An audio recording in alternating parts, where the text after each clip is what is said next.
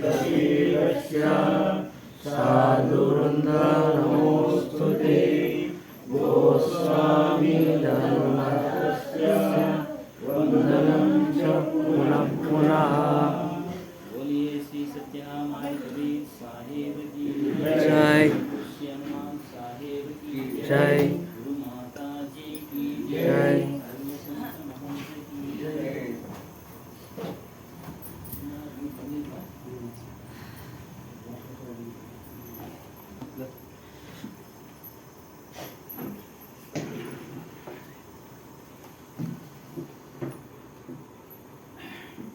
ಹೆಂಗಸರು ಉಳಿದವರಲ್ಲಿ ಯಾರಾದರೂ ಒಂದೆರಡು ಮಾತು ಹೇಳಿ. ಚಿನ್ನಮ್ಮನವರು ಏನಾದ್ರು ಒಂದೆರಡು ವಿಚಾರ 5 ನಿಮಿಷ ಕೂಡ ಅಲ್ಲಿ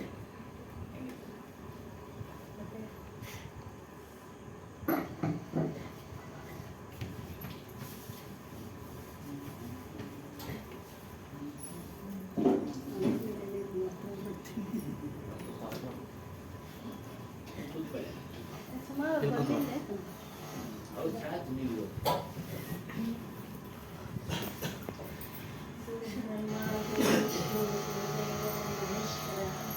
गुरु साक्षात परब्रह्म तस्मै श्री गुरुवे ಮೊನ್ನೆ ಸಂತೋಷ್ ಜಿ ಹೇಳಿ. ಗುರುಗಳು ಹೇಳಿದ್ರು ಹೇಳ್ತಿದ್ದೆ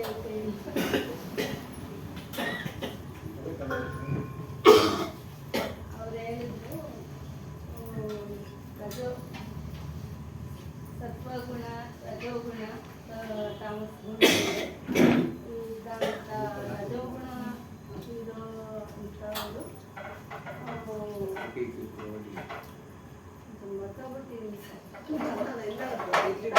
ತಾಮಸ ಗುಣ ಉಳ್ಳಂಥವರು ನಿದ್ದೆ ಮಾಡಿ ನಿದ್ದೆ ಮತ್ತೆ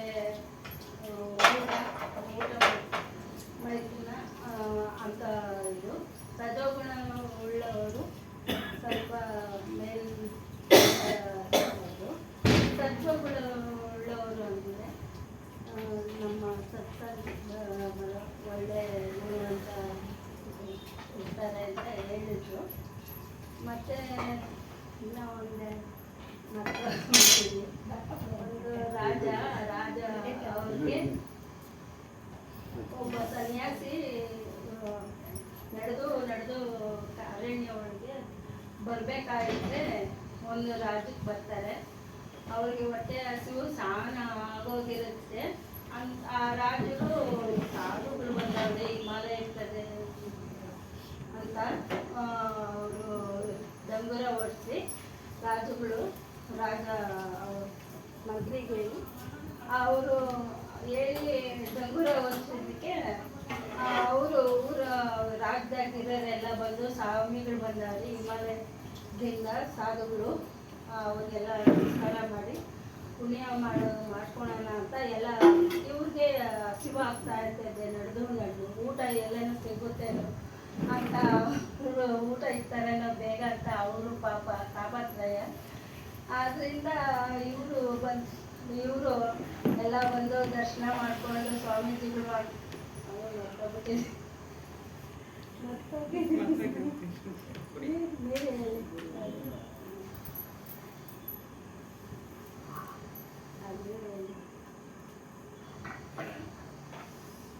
बोलिए श्री सत्यनारायण कबीर साहेब की जय।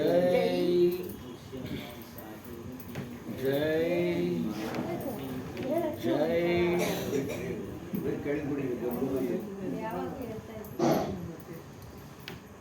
पूज्यರು ಪ್ರಕಾಶಮಣಿ ಸದ್ಗುರುಗಳಾದ ಸದ್ಗುರು ಶ್ರೀ ಹನುಮಾನ್ ಸಾಹೇಬರ ದಿವ್ಯಚರಣೆಗಳನ್ನು ವಂದಿಸುತ್ತಾ ಗುರುಮಾತಾಜಿಯ ದಿವ್ಯಚರಣೆಯನ್ನು ನೆರವೇರುವ ಎಲ್ಲ ಭಕ್ತಿ ಮಾತೆಯಿಂದ ವಂದಿಸುತ್ತಾ ಸತ್ಸಂಗ ಕಾರ್ಯಕ್ರಮ ಇವತ್ತು ವಿಶೇಷ ಯಜುರ್ಪಾಠ ಜನಿವಾರವನ್ನು ಧರಿಸಿರ್ತಾರೆ. ಈ ಜನಿವಾರದಲ್ಲಿ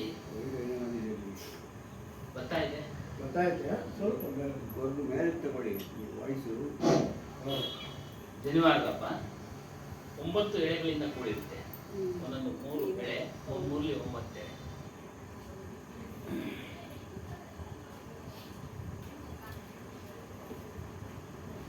ಒಂದೊಂದು ಎಳೆನ ಒಂದೊಂದು 3 ಎಳೆಯಲ್ಲಿ 3 ವಿಧದ ಒಂದು ಅರ್ಥವನ್ನು ಅದು ನಿಗದಿತ ಇಲ್ಲ, ಸುಮ್ಮನೆ ಒಂದು ಹೇಳಿದ್ದಾರೆ ಅವರವರ ಒಂದು ಅಭಿಪ್ರಾಯ. ಮೊದಲನೇ ಎಳೆಗೆ ದೇವಋಣ, ಪಿತೃಋಣ, ಆಚಾರ್ಯ ಋಣ. ದೇವಋಣ ಅಂದರೆ ನಾವು ಈ ಪಂಚಭೂತಗಳಲ್ಲಿ ಇರ್ತಕ್ಕಂಥ ಪ್ರಾಣಿ ಪಕ್ಷಿಗಳನ್ನು ಪೂಜಿಸೋದು, ಹಸು ಪೂಜಿಸ್ತೀವಿ ಹೀಗೆ ಇತ್ಯಾದಿ. ಈ ರೀತಿ ದೇವಋಣ, ದೇವತೆಗಳ ಪೂಜೆ ಅಂತ ಹೇಳ್ತಾರೆ. ಪಿತೃಋಣ, ನಾವು ತಂದೆ ತಾಯಿಗಳನ್ನು ವೃದ್ಧಾಪ್ಯದಲ್ಲಿ ಅವರನ್ನು ಪೋಷಣೆ ಮಾಡೋದು. ಯಾಕೆಂದರೆ ನಮ್ಮನ್ನು ಬೆಳೆದು ದೊಡ್ಡವ್ರು ಮಾಡಿರ್ತಾರೆ, ಹಾಗಾಗಿ ಅದನ್ನು ಅವ್ರನ್ನ ಪೋಷಣೆ ಮಾಡೋದ್ರಿಂದ ಆ ಋಣ ತೀರುತ್ತೆ. ಇನ್ನು ಆಚಾರ್ಯ ಋಣ, ಇದು ಬಹಳ ಪವಿತ್ರವಾದ ಆಧ್ಯಾತ್ಮ ಜಗತ್ತಿಗೆ ಆಚಾರ್ಯ ಅಂದರೆ ಗುರುಗಳು, ಸದ್ಗುರುಗಳು. ಭೌತಿಕ ಜಗತ್ತಿನಲ್ಲಿ ನಮಗೆ ತಿಳಿಸ್ಕೊಡೋದು ಗುರುಗಳಿದ್ದಾರೆ, ಎಲ್ಲರಿಗಿನ ಹೆಚ್ಚಾಗಿ ಈ ಆಧ್ಯಾತ್ಮವನ್ನು ತಿಳಿಸ್ಕೊಡತಕ್ಕಂಥ ಗುರುಗಳು ಶ್ರೇಷ್ಠರು. ಒಮ್ಮೆ ನಮಗೆ ಯಾವ ಸದ್ಗುರುಗಳು ಆಧ್ಯಾತ್ಮಿಕ ವಿಚಾರವನ್ನು ತಿಳಿಸಿ ಶಿಷ್ಯರನ್ನಾಗಿ ಮಾಡಿಕೊಳ್ತಾರೋ ಅಂತಹ ಶಿಷ್ಯರು ಆಜೀವ ಪರ್ಯಂತ ಅವರನ್ನು ಸ್ಮರಣೆ ಮಾಡಬೇಕು. ಆಜೀವ ಪರ್ಯಂತ ಆತ್ಮವಿಚಾರ ಮೊಟ್ಟ ಮೊದಲಿಗೆ ತಿಳಿಸಿ ಶಿಷ್ಯನ ಮಾಡಿಕೊಂಡವರು ಮತ್ತು ಅವರು ತಿಳಿಸಿದಂಥ ಜ್ಞಾನವನ್ನು ಇತರರಿಗೂ ತಿಳಿಸಬೇಕು. ಶಿಷ್ಯನ ಪ್ರಚಾರ ಮಾಡಬೇಕು, ಪ್ರಸಾರ ಮಾಡಬೇಕು. ಅವನಲ್ಲಿ ಸ್ವಾರ್ಥ ಇರಬಾರದು, ನಿಸ್ವಾರ್ಥವಾಗಿ ಆ ವಿಚಾರವನ್ನು ತಿಳಿಸಬೇಕು. ಬೇರೆ ಯಾರೇ ಗುರುಗಳು ಎಷ್ಟೇ ಅದ್ಭುತವಾಗಿ ಹೇಳಿದ್ರು ಮೊಟ್ಟ ಮೊದಲಿಗೆ ಆಧ್ಯಾತ್ಮವನ್ನು ತಿಳಿಸಿಕೊಟ್ಟಂಥ ಗುರುಗಳನ್ನು ಬಿಡಬಾರದು. ಯೋಗಿ ಕೈವಾರನಾಥೇಂದ್ರ ಸದ್ಗುರು, ಒಳ್ಳೆ ಸದ್ಗುರುನ ನೀನು ಆಶ್ರಯಿಸಿದ ಮೇಲೆ ನೀನು ಮತ್ತೆ ಮತ್ತೆ ಬದಲಾವಣೆ ಮಾಡೋ ಅವಶ್ಯಕತೆ ಇಲ್ಲ, ಮಾಡಬಾರ್ದು. ಅದು ಮಾಡಬಾರ್ದು. ಒಮ್ಮೆ ಮಾಡಿದ್ವಿ, ನಾನು ಯಾರು ಅಂತ ತಿಳಿಸಿದ್ರು, ಸಂಕ್ಷಿಪ್ತವಾಗಿ ಅವ್ರಿಗೆ ತಿಳಿಸೋಕ್ಕಾಗಲಿಲ್ಲ, ಬೇರೆಯವ್ರು ತಿಳಿಸ್ಬಿಡ್ತಾರೆ ಇನ್ನೊಬ್ರು. ಅಂದ ತಕ್ಷಣ ಅವ್ರ ಶಿಷ್ಯನಾಗಿ ಹೋಗೋದು ಸರಿ ಇಲ್ಲ. ಯಾವ ರೀತಿ ತಂದೆ ತಾಯಿಗಳು ನಮ್ಮನ್ನ ಪ್ರಪಂಚ ನೋಡೋಕೆ ಸೃಷ್ಟಿ ಮಾಡಿದ್ರು, ಅವರೇ ಶಾಶ್ವತ ಕೊನೆಯವರೆಗೂ ನಮಗೆ ತಂದೆ ತಾಯಿಗಳು, ಬೇರೆಯವರು ತಂದೆ ತಾಯಿಗಳಾಗಕ್ಕೆ ಸಾಧ್ಯ ಇಲ್ಲ. ಅದೇ ರೀತಿಯಾಗಿ ಆಧ್ಯಾತ್ಮ ಜಗತ್ತಿಗೆ ನಮಗೆ ಪ್ರವೇಶ ಮಾಡಿಕೊಳ್ಳಲು ಅವಕಾಶ ಮಾಡಿಕೊಟ್ಟಂತ ಆ ಸದ್ಗುರುವಿನ ಶಿಷ್ಯರಾದ ಬಳಿಕ ಬೇರೆ ಗುರುವಿನ ಅವಶ್ಯಕತೆ ಇಲ್ಲ. ವಿಚಾರಧಾರೆಗಳನ್ನ ಬದಲಾಯಿಸಿಕೊಡ್ಬೋದು. ಅವ್ರಿಗೇನು ಚೆಕ್ ಹೇಳೋರು ಇರ್ತಾರೆ, ಹೇಳಿ ವಿಚಾರಗಳನ್ನು ಬದಲಾಯಿಸ್ಕೊಡಿ, ಆಚರಣೆಯನ್ನು ಬದಲಾಯಿಸ್ಕೊಡಿ. ಇದು ಗುರುವಿನ ಋಣ ತೀರಿಸುವ ಒಂದು ಭಾಗ. ಇನ್ನೊಂದು ಭಾಗನೂ ಇದೆ, ನಾವು ಗುರುಗಳಿಗೆ ದಕ್ಷಿಣೆ ಕೊಡ್ತೀವಿ. ಗುರುಗಳಿಗೆ ದಕ್ಷಿಣೆ ಕೊಡ್ತೀವಿ. ಆ ಗುರು ಆದವರು ಸಹ ತನಗೆ ಬಂದಂಥ ದಕ್ಷಿಣೆಯಲ್ಲಿ ಪರೋಪಕಾರ ಆತನು ಮಾಡಬೇಕು, ಆತನು ಸಹ ಮಾಡಬೇಕು. ತನ್ನ ಸ್ವಂತಕ್ಕೂ ಸ್ವಲ್ಪ ಇಟ್ಟುಕೊಳ್ಳಬೇಕು, ಆತನು ಮಾಡಬೇಕು.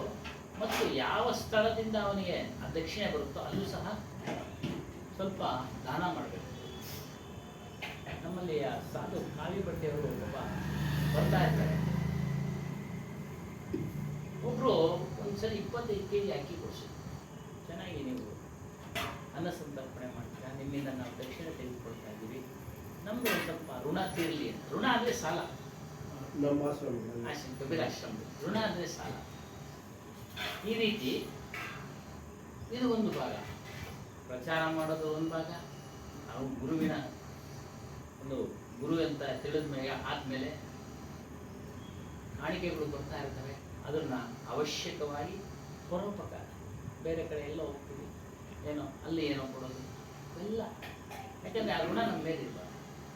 ಋಣ ಅಂದರೆ ಸಾಲ. ಹೀಗಾಗಿ ಆಚಾರ್ಯ ಋಣ ತೀರಿಸುವ ಬಗ್ಗೆ ಹೇಳಿ. ಮತ್ತು ಗುರುಗಳು ಏನು ಹೇಳ್ತಾರೋ ಅದು ಆದೇಶ. ಅವ್ರ ಪೂಜೆ ಪುನಸ್ಕಾರ, ಬಟ್ಟೆ ಕೊಡೋದು, ಊಟ ಕೊಡೋದು ಅದೊಂದು ಭಾಗ, ಮತ್ತು ಅವರ ಆದೇಶವನ್ನು ಪರಿಪಾಲನೆ ಮಾಡೋದು ನಿಜವಾದ ಸೇವೆ. ನಿಜವಾದ ಸೇವೆ ಏನು ಹೇಳ್ತಾರೋ ಅದನ್ನು ವಿಚಾರ ಮಾಡಿ. ಅವರೇನು ಸುಳ್ಳು ಹೇಳಲ್ಲ, ಸತ್ಯವನ್ನೇ ಹೇಳ್ತಾರೆ. ಆ ಸತ್ಯವನ್ನು ಪ್ರಚಾರ ಮಾಡೋದು ನಿಜವಾದ ಸೇವೆ, ಸತ್ಯವನ್ನು ಧಾರಣೆ ಮಾಡಿಕೊಳ್ಳೋದು ನಿಜವಾದ ಸೇವೆ. ಈ ರೀತಿಯಾಗಿ ದೇವಋಣ, ಪಿತೃಋಣ, ಆಚಾರ್ಯಋಣ. ನಮ್ಮ ಆಚಾರ್ಯರು ಕಡಿಮೆ ಇರ್ಬೋದು, ಇನ್ನೊಬ್ಬರು ಆಚಾರ್ಯರು ಬೇಕಾದಷ್ಟು ಹೇಳ್ಬೋದು. ಆದರೆ ನಮ್ಮ ಆಚಾರ್ಯ ನಾವು ಸಮರ್ಪಣೆ ಮಾಡ್ಕೊಂಡ್ಮೇಲೆ ಬೇರೆಯವ್ರು ಮಾಡೋ ಅವಶ್ಯಕತೆ ಇಲ್ಲ. ಇವ್ರು ಹೇಳಿದ್ದಾರೆ, ಆತ್ಮಜ್ಞಾನ, ಆತ್ಮನನ್ನು ತಿಳಿ, ನಿನ್ನನ್ನು ನೀನು ತಿಳಿ, ಅದೇ ಮೋಕ್ಷಕ್ಕೆ ಸಾಧನೆ, ಸತ್ಸಂಗ ಮಾಡು ಅಂತ. ಅದನ್ನು ಬಿಟ್ಟು ನಾವು ಬೇರೆ ಏನು ಮಾಡೋಕ್ಕೆ ಹೋಗ್ಬಾರ್ದು. ಹೇಳಿರ್ತಾರೆ ಅವರು, ಕರ್ಮದಿಂದಾಗಲಿ, ಸಂತಾನದಿಂದಾಗಲಿ, ಸಂಪತ್ತಿನಿಂದಾಗಲಿ ಮೋಕ್ಷವು ಸಿಕ್ಕುವುದಿಲ್ಲ. ಇದು ಜನರಲ್ ಆಗಿ ಎಲ್ಲರೂ ಹೇಳ್ತಾರೆ. ಮೊದಲು ನಮ್ಗೆ ಗೊತ್ತೇ ಇಲ್ಲ. ಪ್ರಪ್ರಥಮವಾಗಿ ಗುರು ಚರಣನ ಹಿಡಿದ್ವಿ, ತಿಳಿಸಿದ್ರು. ಮತ್ತು ಇನ್ನೇನಿಂದ ತ್ಯಾಗದಿಂದ ಮಾತ್ರವೇ ಅದು ಸಾಧ್ಯ. ತ್ಯಾಗ ಮಾಡ್ಬೇಕಪ್ಪ. ಏನು? ಮನಸ್ಸನ್ನು ನಿಯಂತ್ರಣ ಇಟ್ಕೊಂಡು ಮನಸ್ಸಿನಲ್ಲಿ ಉಂಟಾಗತಕ್ಕಂಥ ಅರಿಷಡ್ ವರ್ಗಗಳನ್ನು ಬಿಡುವಂತನಾಗಬೇಕು. ಜ್ಞಾನೇಂದ್ರಿಯಗಳನ್ನು ಹಿಡಿತದಲ್ಲಿಟ್ಟುಕೊಳ್ಬೇಕು. ಇದೆಲ್ಲ ಇತ್ಯಾದಿ. ಮತ್ತು ಆತ್ಮನು ಎಂಥವನು ಅಂತೇಳಿ ತಿಳಿಸ್ತಾರೆ, ಚಿಂತನೆಗೆ ಸಿಕ್ಕದವನು. ನಾವು ಚಿಂತನೆ ಮಾಡ್ತಾ ಇರ್ತೀವಿ, ಸ್ವರೂಪದ ಒಂದು ಮನನ ಮಾಡ್ತಾ ಇರ್ತೀವಿ, ಆದರೂ ನಮಗೆ ಅವನು ಗೊತ್ತಾಗೋದಿಲ್ಲ. ಫೀಲಿಂಗ್ಸ್, ಅನುಭವಕ್ಕೆ ಸಿಗ್ತಾನವನು. ಕಣ್ಣಿಗೆ ಗೋಚರವಾಗ, ಕಣ್ಣಿಗಂತೂ ಕಾಣೋದೇ ಇಲ್ಲ. ನಮ್ಮ ಸ್ವರೂಪ ಕಣ್ಣಿಗಂತೂ ಕಾಣೋದಿಲ್ಲ. ಅಸಂಖ್ಯ, ಅನೇಕ ಕಬೀರ್ ಸಿದ್ಧಾಂತ ಅಸಂಖ್ಯವಾದವನು, ಅನೇಕ ಚೈತನ್ಯದಿಂದ ಕೂಡಿರುವನು, ಮಂಗಳ ಸ್ವರೂಪನು ಇತ್ಯಾದಿ ಆತ್ಮನ ವಿಚಾರ ಹೇಳಿರ್ತಾರೆ. ಹಾಗಾಗಿ ಅಂಥ ಗುರುಗಳನ್ನು ಒಮ್ಮೆ ಮಾಡಿದ್ಮೇಲೆ ವಿಚಾರಗಳನ್ನು ತೆಗೆದುಕೊಳ್ಳಿ. ಯಾರ್ಯಾರು ಏನೇನು ಹೇಳ್ತಾರೋ ಕೇಳಿ ತಿಳ್ಕೊಳ್ಳಿ, ಧಾರಣೆ ಮಾಡ್ಕೊಳ್ಳಿ. ಗುರುನ್ ಮಾತ್ರ ಬದಲಾಯಿಸಬೇಡಿ ಅಂತೇಳಿ ಕೈವರ್ ಖಾತೆನವರು ಅಲ್ಲಲ್ಲಿ ಆಗಾಗ್ಗೆ ಹೇಳ್ತಾ ಇರ್ತಾರೆ. ಇದು ಎರಡನೇ ಭಾಗ. ಒಂದು 3 ಭಾಗ, 3 ಎಡೆ ಹೇಳಿದ್ವಿ. ಎರಡನೇ ಭಾಗ 3 ಎಡೆ ಜ್ಞಾನ, ಕರ್ಮ, ಉಪಾಸನೆ. ಆತ್ಮಜ್ಞಾನವನ್ನು ತಿಳಿಯಬೇಕು, ಅದಕ್ಕೆ ಸಂಬಂಧಪಟ್ಟಂಥ ಕೆಲಸ ಕಾರ್ಯಗಳನ್ನು ಮಾಡಬೇಕು. ದಯೆಯಿಂದ ಇರಿ, ಕರುಣೆಯಿಂದ ಇರಿ, ಅಹಿಂಸೆಯಿಂದ ಇರಿ, ಸತ್ಯವನ್ನು ಪಾಲನೆ ಮಾಡಿ, ತ್ಯಾಗ ಮಾಡಿ ಇತ್ಯಾದಿಗಳನ್ನು ಹೇಳ್ತಾ ಇರ್ತಾರೆ. ತ್ಯಾಗ ಅಂದರೆ ಮೋಹವನ್ನು ತ್ಯಾಗ ಮಾಡೋದು, ಮೋಹವನ್ನು ಬಿಡೋದು, ಮನೆ ಮಠ ಬಿಡೋದು, ಮೋಹವನ್ನು ಬಿಡುವುದು.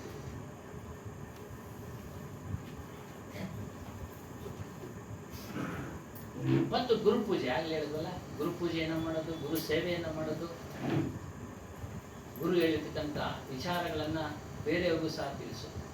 ಉಪಾಸನೆ, ಧ್ಯಾನ ಮಾಡೋದು. ಗುರು ಏನು ತಿಳಿಸ್ಕೊಡ್ತಾನೋ ಅದ್ರ ಚಿಂತನೆ ಮಾಡೋದೇ ಧ್ಯಾನ. ಇನ್ನು 3ನೇ ಭಾಗದ ಎಡೆ ಮನಸ್ಸು ಶುದ್ಧವಾಗಿ ಇಟ್ಕೊಳ್ಬೇಕು, ವಾಣಿ ಶುದ್ಧವಾಗಿ ಇಟ್ಕೊಳ್ಬೇಕು, ಶರೀರ ಶುದ್ಧವಾಗಿ ಇಟ್ಕೊಳ್ಬೇಕು. ಮನಸ್ಸನ್ನು ಶುದ್ಧವಾಗಿ ಇಟ್ಕೊಳ್ಳೋದು ಹೇಗೆ? ನಮ್ಮಲ್ಲಿ ಉಂಟಾಗತಕ್ಕಂಥ ಅರಿಷಡ್ ವರ್ಗಗಳನ್ನು, ಕಾಮ, ಕ್ರೋಧ, ಲೋಭ, ಮೋಹ, ಮದ, ಮತ್ಸರ, ರಾಗದ್ವೇಷಾದಿಗಳನ್ನು ಬಿಟ್ಟು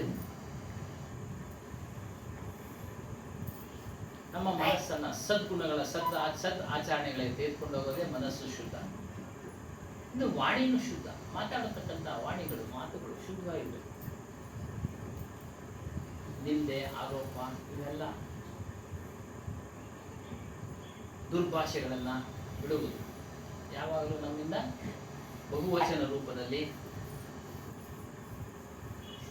ವಾಣಿನ ಶುದ್ಧ ಮಾಡ್ಕೊಳ್ಳೋದು, ಮಾತನಾಡೋದು. ಶರೀರ ಶುದ್ಧತೆ, ಶರೀರನೂ ಅಷ್ಟೇ ದುರ್ವಾಸನೆ ಬರುತ್ತೆ. ಹಾಗಾಗಿ ಅದನ್ನ ಶುದ್ಧ ಮಾಡ್ಕೊಳ್ಳಿ ಅಂತ ಹಲವಾರು ರೀತಿಯಲ್ಲಿ ಹೇಳ್ತಾರೆ. ಒಬ್ಬೊಬ್ರು ಒಂದೊಂಥರ ಹೇಳ್ತಾರೆ, ಒಬ್ಬೊಬ್ರು ಒಂದೊಂತ ಹೇಳ್ತಾರೆ. ಜ್ಞಾನ, ಕರ್ಮ, ಉಪಾಸನೆ ಈ ರೀತಿಯಾಗಿ ಮಾಡಿ. ಈ ರೀತಿ 9 ಎಳೆಗಳಿಂದ ಕೂಡಿದೆ. 9 ಎಳೆಗಳಿಂದ ಕೂಡಿದೆ. ಗುರುವಿನ ಉಪಾಸನೆ ಮಾಡಿ ಅದನ್ನ ನೆನಪು ತರೋದೇ ಯಜ್ಞೋಪವೀತ. ಕವಿ ಪಂಥದಲ್ಲಿ ಎಲ್ಲೇ ಆಗಲಿ ಯಜ್ಞೋಪವೀತ ಧಾರಣೆ ಮಾಡಲ್ಲ. ಯಾವುದೇ ಮಾರ್ಗದವರಾಗಲಿ, ಬುರಾನ್ಪುರದವರು, ಪ್ರಯಾಗ್ರಾಜ್ನವರು, ರಷ್ಯಾ ಪರಂಪರೆಯವರು ಯಾರೂ ಸಹ ಮಾಡೋದಿಲ್ಲ. ಒಂದು ಗಂಟಿ ಅಂತ ಕೊಡ್ತಾರೆ, ದೀಕ್ಷೆ ಕೊಡ್ತಾರೆ. ಮತ್ತೆ ನಮ್ಮ ಸೌತ್ ಈ ನಮ್ಮ ಗುರುಗಳು ಈ ಕಡೆ ಮಾತ್ರ ಯಜ್ಞೋಪವೀತ. ಯಜ್ಞೋಪವೀತ್ರ ಕೆಲವರು ಮಾತ್ರ ಮೀಸಲಲ್ಲ, ಎಲ್ಲರೂ ಹಾಕ್ಬೋದು, ಎಲ್ಲರೂ ಸಹ ಹಾಕಬಹುದು. ಹಾಕಿದ್ರಲ್ಲ ಶಿಶುನಾಳ ಶರೀಫಲ್ಲಿ ಮುಸ್ಲಿಂ ಡಾಕ್ಟರ್ ಗೋವಿಂದ ಭಟ್ರು, ಮುಸ್ಲಿಂ ವ್ಯಕ್ತಿ, ಅವನು ಬ್ರಾಹ್ಮಣ ಅಲ್ಲ, ಅವನಿಗೆ ನೀನು ವಿಚಾರ ತಿಳಿಸ್ತಾ ಇದೆಯಾ, ಜ್ಞಾನ ತಿಳಿಸ್ತಾ ಇದೆಯಾ ಅಂದಾಗ ಜನವರ ಹಾಕ್ಬಿಟ್ಟು ಹೋಗಿ ಅವನು ಬ್ರಾಹ್ಮಣ. ಅದು ತೋರಿಸೋದಿಕ್ಕೆ ಅಷ್ಟೇ. ಅದೇ ರೀತಿಯಾಗಿ ಯಜ್ಞೋಪವಿತ್ರವನ್ನ ಎಲ್ಲರೂ ಧಾರಣೆ ಮಾಡ್ತಾರೆ. ಬ್ರಹ್ಮಚರ್ಯ ಆಗಿರ್ತಕ್ಕಂಥ ಸ್ತ್ರೀಯೂ ಸಹ ಧಾರಣೆ ಮಾಡ್ಬೋದು. ಬ್ರಹ್ಮಚರ್ಯ ಆಗಿರ್ತಕ್ಕಂಥ ಸ್ತ್ರೀಯೂ ಸಹ ಧಾರಣೆ ಮಾಡ್ಬೋದು. ನಮ್ಮಲ್ಲಿ ನಡೆಯುತ್ತದೆ ಬೈಟ್ಮನೆ ಪೂಜೆ, ವರಲಕ್ಷ್ಮಿ ಅಂತ ಅವಾಗ ಆಗ್ತಾರೆ. ಅವನು ಇದಕ್ಕೆ ಕಳಿಸಕ್ಕೆ ಯಜ್ಞೋಪವಿತ್ರ ಅದಕ್ಕೆ ಆಗ್ತದೆ. ಒಟ್ಟಾರೆ ಯಜ್ಞೋಪವಿತ್ರವನ್ನೇ ಅಲ್ಲ. ಇದರ ಉದ್ದೇಶ ಏನು ಅಂದ್ರೆ ಸಮಾನತೆ. ಯಾವ ರೀತಿ ಆತ್ಮಜ್ಞಾನ ಎಲ್ಲರೂ ತಿಳಿಬಹುದು ಅಂತ ಕಬೀರ್ ಸಾಹೇಬರು ಹೇಳಿದ್ರು, ಅದೇ ರೀತಿ ಇದು ಸಮಾನತೆಯನ್ನು ತೋರಿಸ್ಕೊಡುತ್ತೆ. ಯಜ್ಞೋಪವಿತ್ರ ವೈಶ್ಯರೇ ಆಗ್ಬೇಕು, ಬ್ರಾಹ್ಮಣರೇ ಆಗ್ಬೇಕು, ಸಂಬಂಧಪಟ್ಟವರೇ ಆಗ್ಬೇಕು ಅನ್ನೋದಿಲ್ಲ. ಬ್ರಾಹ್ಮಣರೇ ಆತ್ಮಜ್ಞಾನ ತಿಳಿಬೇಕು ಅನ್ನೋದಿಲ್ಲ. ಯಾರು ಆತ್ಮಜ್ಞಾನ ತಿಳಿತಾರೋ ಅವರೆಲ್ಲ ಬ್ರಾಹ್ಮಣರೇ. ಈ ರೀತಿಯಾಗಿ ಅನೇಕ ವಿಚಾರಗಳನ್ನ ತಿಳಿಸ್ಕೊಟ್ಟಂತ ಸದ್ಗುರುವಿನ ಉಪಾಸನೆ ಇವೆಲ್ಲವನ್ನ ಮಾಡ್ತಾ ನಾವು ಇರಬೇಕು.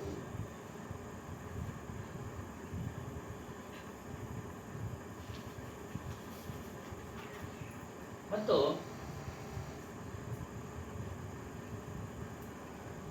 ಮನುಷ್ಯನು ಒಟ್ಟಾರೆ ಮಾನವ ಕೋಟಿ ಆತನ ಬಯಕೆ ಏನು ಅಂದ್ರೆ ಶಾಶ್ವತವಾಗಿ ನಿರಂತರವಾಗಿ ಸುಖವಾಗಿರಬೇಕು.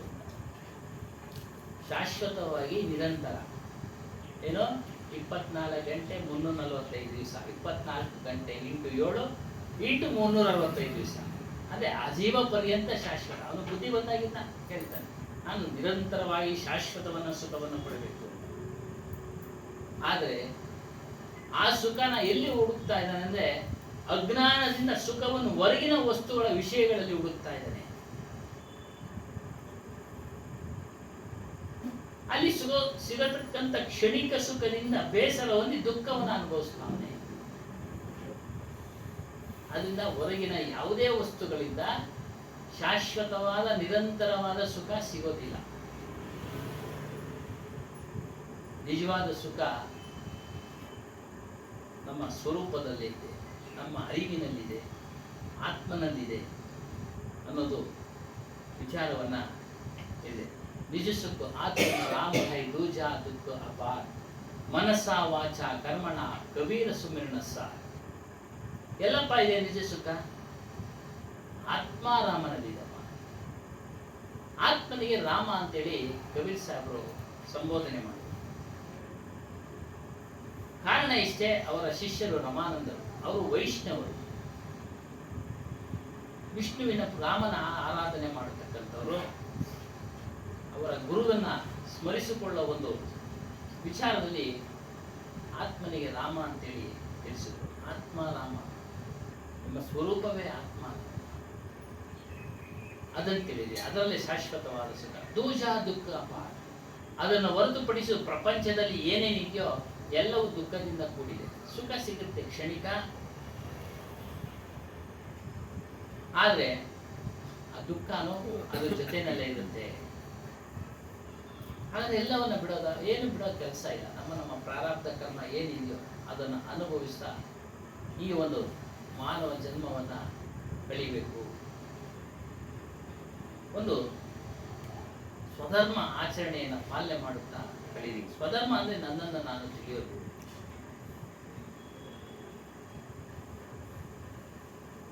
ಈ ತಿಳಿಯೋ ವಿಚಾರದಲ್ಲಿ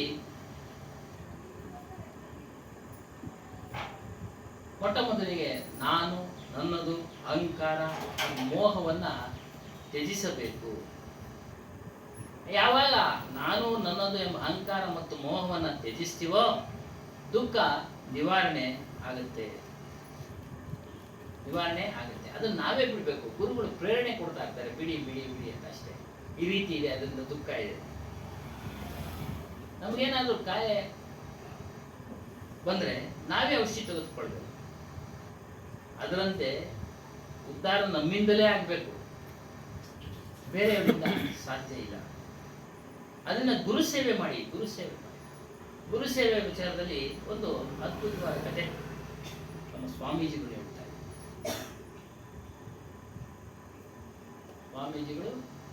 ಹೇಳ್ತಾರೆ.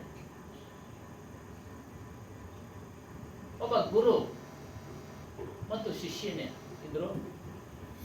ಅನೇಕ ಶಿಷ್ಯರಲ್ಲಿ ಪರ್ಸನಲ್ ಶಿಷ್ಯ ಅಂತ ಪಿ ಎ ಅದು ಸ್ವಲ್ಪ ಅಹಂಕಾರ ಬಂದ್ಬಿಡುತ್ತೆ.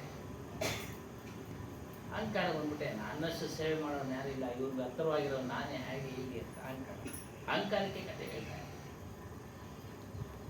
ಗುರುಗಳಿಗೆ ಅರಿವಾಗುತ್ತೆ, ಇವ್ನಿಗೆ ಅಹಂಕಾರ ಬಂದಿದೆ, ಇದನ್ನ ದೂರ ಮಾಡಬೇಕು. ಅವ್ರಿಗೆ ಅನೇಕ ಅಲ್ಲಲ್ಲಿ ಊರುಗಳಲ್ಲಿ ಶಿಷ್ಯರಿದ್ರು. ಈಗ ಉತ್ತರ ಭಾರತದ ಇಲ್ಲಿ ಕೊಡ್ತಾರಲ್ಲ ಹಾಗೆ ಒಂದು ಊರಿನಲ್ಲಿ ಒಬ್ಬ ಶಿಷ್ಯರಿದ್ರು, ದಂಪತಿಗಳು ಮತ್ತು ಮಗ. 3 ಜನ ಶಿಷ್ಯರೇ ಅವ್ರಿಗೆ. ಆದರೆ ಕಡುಬಡವರು, ಅವತ್ತು ದುಡಿಬೇಕು, ಅವತ್ತು ತಿನ್ಬೇಕು. ಒಂದು ಸಂಜೆ ಸಮಯಕ್ಕೆ ಬಂದ್ಬಿಟ್ರು. ಅಷ್ಟೊತ್ತಿಗೆ ಒಂದು ಊಟ ಮುಗಿದೋಯ್ತು. ಹಿಂದಿನ ಕಾಲದಾಗೆಲ್ಲ 6 ಗಂಟೆಗೆಲ್ಲ ಊಟ, 7 ಗಂಟೆಗೆಲ್ಲ ನಿದ್ದೆ. ಯಾಕಂದ್ರೆ ಆಗ ಈ ರೀತಿ ದೀಪದ ವ್ಯವಸ್ಥೆ ಇರಲಿಲ್ಲ, ಹಾಗಾಗಿ ಬೇಗ ಮಲಗಿಬಿಡ್ತಾರೆ. ಅದೇ ರೀತಿ ಸಂಜೆ ಬಂದ್ರು, ಊಟ ಎಲ್ಲ ಮುಗಿದಿತ್ತು. ಇವ್ರದ್ದು ಅವ್ರಿಗೆ ಆತಿಥ್ಯ ಮಾಡೋದಕ್ಕೂ ಏನೂ ಇಲ್ಲ. ಬಂದ್ರು, ನೋಡಪ್ಪ ನಿನ್ನಲ್ಲಿ ಇವತ್ತು ನಿನ್ನ ಆತಿಥ್ಯ ಸ್ವೀಕಾರಕ್ಕೆ ಬಂದಿದ್ದೀನಿ ಅಂದರು. ಆಯ್ತು ಸ್ವಾಮಿ, ಸ್ವಲ್ಪ ವಿಶ್ರಾಂತಿ ತೆಗೆದುಕೊಳ್ಳಿ, ನಿಮ್ಮ ಒಂದು ಧ್ಯಾನ ಏನೇನಿದೆ ಮಾಡ್ಕೊಳ್ಳಿ, ನಾವು ರೆಡಿ ಮಾಡ್ತೀವಿ ಅಂತ ಹೇಳಿದ್ರು. ದಂಪತಿಗಳು ಹೊರಗಡೆ ಬಂದು ಮಾತಾಡ್ಕೊಂಡು, ಮಗ ದಂಪತಿಗಳಿಬ್ರು ಏನ್ ಮಾಡೋದು ಈಗ?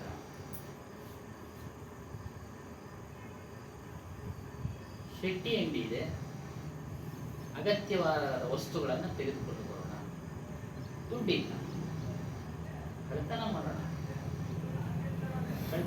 ಗುರುವಿನ ಹೆಸರೇ ಗುರುವಿನ ಒಂದು ವಿಚಾರದಲ್ಲಿ ಕಳ್ತನ ಮಾಡೋಣ, ಪಾಪ ಏನಿಲ್ಲ. ಅದಕ್ಕೆ ಹನುಮಾನ್ ಸಾಹೇಬರು ಅವಾಗ ಹೇಳ್ತಾರೆ, ನೀವು ಗುರುಗಳಿಗೆ ದಾನ ಕೊಡಬೇಕಾದ್ರೆ ನೀವೇನೇ ಕೆಲಸ ಮಾಡಿದ್ರು ಸಹ ವಿಚಾರ ಮಾಡಿ ಕೊಡಿ. ಅದೇ ರೀತಿ ಇವರು ಕಳ್ತನ ಮಾಡಕ್ಕೆ ಹೋದ್ರು. ಮಗ ಒಳಗಡೆ ಹೋದ, ಕನ್ನ ಕೊಡ್ದು ಅಗತ್ಯವಾಗಿ ಅವರಿಬ್ಬರಿಗೆ ಎಷ್ಟು ಬೇಕೋ ಅಷ್ಟೇ ಊಟದ ಸಮಯ ತೆಗೆದುಕೊಂಡ. ನೀನು ಹೊರಗಡೆ ಬರಬೇಕು, ಮಾಲೀಕನಿಗೆ, ಅಂಗಡಿ ಮಾಲೀಕನಿಗೆ ಎಚ್ಚರ ಆಗೋದು, ಹಿಡ್ಕೊಂಬಿಟ್ಟ ಕಾಲುಗಳು. ಇವನು ರುಂಡ ಮುಂಡ ಆಚೆಗಿದೆ, ಕಾಲುಗಳು ಹಿಡ್ಕೊಂಡಿದ್ದಾನೆ. ತಂದೆಗೆ ಹೇಳ್ತಾನೆ, ಮಾಲೀಕನ ಹಿಡ್ಕೊಂಡ್ಬಿಟ್ಟಿದ್ದಾನೆ, ಏನ್ ಮಾಡೋದು ಅಂತ ಹೇಳಿದಾಗ ಮಗ ಹೇಳ್ತಾನೆ, ನೋಡಪ್ಪ, ಗುರುವಿನ ಒಂದು ಸೇವೆಗೋಸ್ಕರ ನಾವು ಕಳ್ತನ ಮಾಡಿದ್ವಿ, ಗುರುವಿಗೆ ಕೆಟ್ಟ ಹೆಸರು ಬಂದ್ಬಿಡುತ್ತೆ, ಮುಖ ಪರಿಚಯ ಆಗ್ಬಿಟ್ರೆ ತಲೆ ಕಳೆದು ಎಲ್ಲ ನಡೆದಿರೋ ಘಟನೆ. ಆಗಲ್ಲ ಮನೆ ಸಂತೋಷ ಆಗಲಿಲ್ಲ, ಶ್ರೀಮಂತರಾದರೂ ಅವ್ರಿಗೆ ₹100 ಕೊಟ್ಟು ಅಂತೇಳಿ ಆ ರೀತಿಯಾಗಿ ನಡೆದಿರೋ ಘಟನೆ ಹಿಂದೆ ತಗೊಂಡೋಗಿ ತಲೆ ಕಳೆದು ತಗೊಂಡೋಗ್ಬೇಕು. ಗುರುತೇ ಸಿಗೋದಿಲ್ಲ, ಕೆಟ್ಟ ಹೆಸರು ಬರೋದಿಲ್ಲ ಗುರುಗಳಿಗೆ. ಆ ರೀತಿಯ ಆಯ್ತು. ತಂದೆ ಅದೇ ರೀತಿ ಮಾಡ್ದ, ಋಣ ತಲೆ ತೆಗೆದುಕೊಂಡು ಹೋಗ್ಬಿಟ್ಟ. ಮನೆಯಲ್ಲಿ ಒಂದು ಕಡೆ ಮಡಗ್ದ, ಹೆಂಡತಿಗೆ ವಿಚಾರ ತಿಳಿಸ್ದ, ಅಪಾರವಾದ ದುಃಖ. ಅಂಥದ್ರಲ್ಲಿ ಆಕೆ ಅಡಿಗೆ ಮಾಡ್ತಿದ್ದಾಳೆ. ಅಡಿಗೆ ಮಾಡ್ತಾಳೆ, ಅವ್ರಿಗೆ ಊಟನೂ ಬಡಿಸ್ತಾಳೆ. ಗುರುಗಳಿಗೆ ಎಲ್ಲ ಗೊತ್ತಾಗುತ್ತೆ, ಅವರು ದಿವ್ಯ ಜ್ಞಾನಿಗಳು. ಇವನ ಅಹಂಕಾರ ಮುರಿಬೇಕಲ್ಲ ಶಿಷ್ಯಂದು. ಏನು ಕರೀರಿ, ನಿಮ್ಮ ಮಗನ್ನ ಕರೀರಿ, ಎಲ್ಲರೂ ಊಟ. ಇಲ್ಲ ನೀವು ಊಟ ಮಾಡಿ ಸ್ವಾಮಿ ನಮ್ಗಾಗಿದೆ, ಇಲ್ಲ ನಮಗೆ ಸ್ವಲ್ಪ ಪ್ರಸಾದದ ಥರ ತೆಗೆದುಕೊಳ್ಬೇಕು, ನೀವು ಕರೀರಿ ನಿಮ್ಮ ಮಗನ, ಇಲ್ಲ ಎಲ್ಲಿ ಎಷ್ಟು ಹೇಳಿದ್ರು ಅವ್ರು ಕೇಳೋದಿಲ್ಲ, ಇಲ್ಲ ಕರೀಲೇಬೇಕು. ಆಮೇಲೆ ಕೊನೆಗೆ ವಿಧಿ ಇಲ್ಲದೆ ನಡೆದ ವಿಚಾರ ಹೇಳ್ಬಿಡ್ತಾರೆ. ಇವ್ರ ಮಗ ನೋಡ್ತಾರೆ, ಅವಾಗ ಶಿಷ್ಯನ ಮಗ, ಅವ್ರ ಮುಖ ಚಿಕ್ಕದಾಗ್ತದೆ. ಗುರು ಸೇವೆಗೋಸ್ಕರ ಎಂತ ತ್ಯಾಗಕ್ಕೂ ಸಿದ್ಧ ಇರಬೇಕು ಅನ್ನೊಂದು ವಿಚಾರ. ಆಗ ಅವರೇ ಕರೀತಾರೆ, ತಗೊಂಬನ್ನಿ ಆ ತಲೆ, ಮುಂಡ ಎಲ್ಲೋ ಇದೆ, ತಲೆ ಎಲ್ಲೋ ಇದೆ. ಭಕ್ತ ಸಿರಿಯಾಳ ನಿನ್ನೆ ಅದನ್ನೇ ಆಗಿದೆ, ಭಕ್ತ ಸಿರಿಯಾಳಲ್ಲೂ ಇದಿದೆ. ಕರೀತಾರೆ, ಬಾಯಿ ಮಂಜು ಅನ್ನಿಸ್, ಬಾಯಿ ಮಂಜು ಆವು ಬೈಟೋ ಭೋಜನ ಮಾಡಿ, ಎಲ್ಲೋ ಇದ್ದಿದ್ದು ಮುಂಡ ಬಂದು ಸೇರ್ಕೊಳ್ಳುತ್ತೆ 3 ಜನ ನೋಡಿ. ಆ ರೀತಿ ಅನೇಕ ಘಟನೆಗಳಿದ್ದಾವೆ. ಗುರುವಿನ ಸೇವೆಗೋಸ್ಕರ ನಾವು ಇಷ್ಟು ತ್ಯಾಗ ಮಾಡಬೇಕು, ಅಹಂಕಾರ ಬರಬಾರದು ಅನ್ನೋ ಒಂದು ವಿಚಾರಕ್ಕೆ ಈ ಒಂದು ಕತೆ. ಈ ರೀತಿ ಸೇವೆ ಮಾಡಿದಾಗ ನಮ್ಮ ಮನಸ್ಸು ಶುದ್ಧ ಆಗ್ತಿದೆ. ಸತತ ನಿರಂತರ ಸತ್ಸಂಗ, ಸತತ ಅಭ್ಯಾಸದ ಮೂಲಕ ರಾಗದ್ವೇಷಗಳಿಂದ ಮುಕ್ತರಾಗ್ತೀರಾ. ನಿರಂತರವಾಗಿ ಸತ್ಸಂಗ ವಾರಕ್ಕೊಮ್ಮೆ ನಡೆಯುತ್ತೆ, ವಾರಕ್ಕೊಮ್ಮೆ ಅಂದ್ರೆ ನಾವು ಬರೋ ಪ್ರಯತ್ನ ಮಾಡಬೇಕು. ಅತಿ ಎಮರ್ಜೆನ್ಸಿ ಕೆಲಸ ಏನು ಮಾಡೋಕ್ಕಾಗೋದಿಲ್ಲ, ಮಾಡಬೇಕು ಅದನ್ನು. ಅದೇ ಸತ್ಸಂಗಕ್ಕೆ ತಪ್ಪಿಸ್ಕೊಳ್ಬೇಡಿ. ಈ ರೀತಿ ರಾಗದ್ವೇಷ ಅರಿಷಡ್ ವರ್ಗಗಳಿಂದ ಮುಕ್ತರಾದಾಗ ನಿಮ್ಮ ಮನಸ್ಸು ಏಕಾಗ್ರತೆ ಹೊಂದುತ್ತೆ. ನಿಮ್ಮ ಒಂದು ನಿಜ ಸ್ವರೂಪದಲ್ಲಿ ನಿಮ್ಮ ಮನಸ್ಸನ್ನ ಲೀನಗೊಳಿಸಲು ಸಾಧ್ಯವಾಗುತ್ತದೆ ಅನ್ನೋ ಒಂದು ವಿಚಾರ ಇಲ್ಲಿ ತಿಳಿಸಿದ್ದಾರೆ. ಮತ್ತೆ ಸತ್ಸಂಗ ಏನನ್ನು ಕಲಿಸುತ್ತೆ ಅಂತಂದ್ರೆ, ನಮ್ಮ ಸಂಸ್ಕಾರಗಳು, ಗುರು ತಂದೆ ತಾಯಿಗಳಿಂದ ಮೂಲಕ ಗುರು ಇರೋ ಜೊತೆ ಹೇಗೆ ನಾವು ನಡ್ಕೊಳ್ಬೇಕು, ಚಿಕ್ಕವ್ರ ಜೊತೆ ಹೇಗೆ ನಡ್ಕೊಳ್ಬೇಕು ಅಂತ ನಮ್ಮ ಸಂಸ್ಕಾರಗಳು ನಮ್ಮ ತಂದೆ ತಾಯಿಗಳಿಗೆ ಕಲಿಸಿದ್ರೆ, ಈ ಸತ್ಸಂಗ ನಾವು ಒಬ್ಬಂಟಿಯಾಗಿದ್ದಾಗ ಹೇಗೆ ಇರಬೇಕು ಅನ್ನೋದನ್ನ ಕಲಿಸುತ್ತೆ. ಒಬ್ಬಂಟಿ ಒಂದಲ್ಲ ಒಂದು ಸಮಯದಲ್ಲಿ ಹಾಗೆ ಆಗ್ತೀವಿ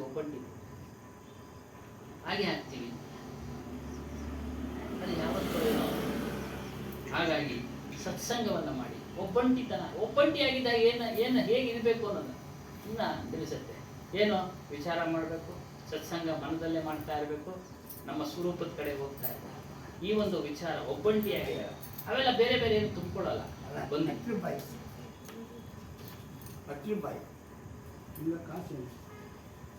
ಈ ರೀತಿಯಾಗಿ ಸತ್ಸಂಗ ಬಹಳ ಶ್ರೇಷ್ಠವಾದದ್ದು. ಅದು ನಿಜವಾದ ಸತ್ಸಂಗವನ್ನ ಮಾಡಿ ಆತ್ಮವಿಚಾರವನ್ನ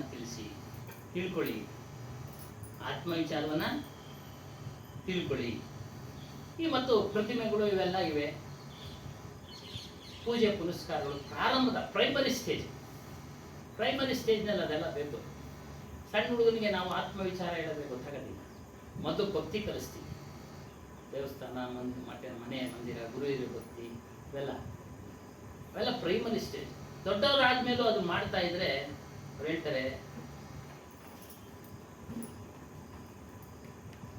ಪ್ರತಿಮಾದಿಗಳು ಅಜ್ಞಾನಿಗಳ ಭಾವನೆಗಾಗಿ ಕಲ್ಪಿತವಾದಗಳು ಕಲ್ಪನೆ ಮಾಡ್ತಾರೆ. ಅಜ್ಞಾನಿಗಳ ಭಾವನೆ ಕಲ್ಪನೆ ಮಾಡಿ ಇಟ್ಟಿದ್ದಾರೆ, ಇದು ದೇವರು, ಇದನ್ನು ಪೂಜೆ ಮಾಡ್ಬೇಕಪ್ಪ, ನಿನಗೆ ಒಳ್ಳೇದು ಮಾಡ್ತಾನೆ ಅಂತ.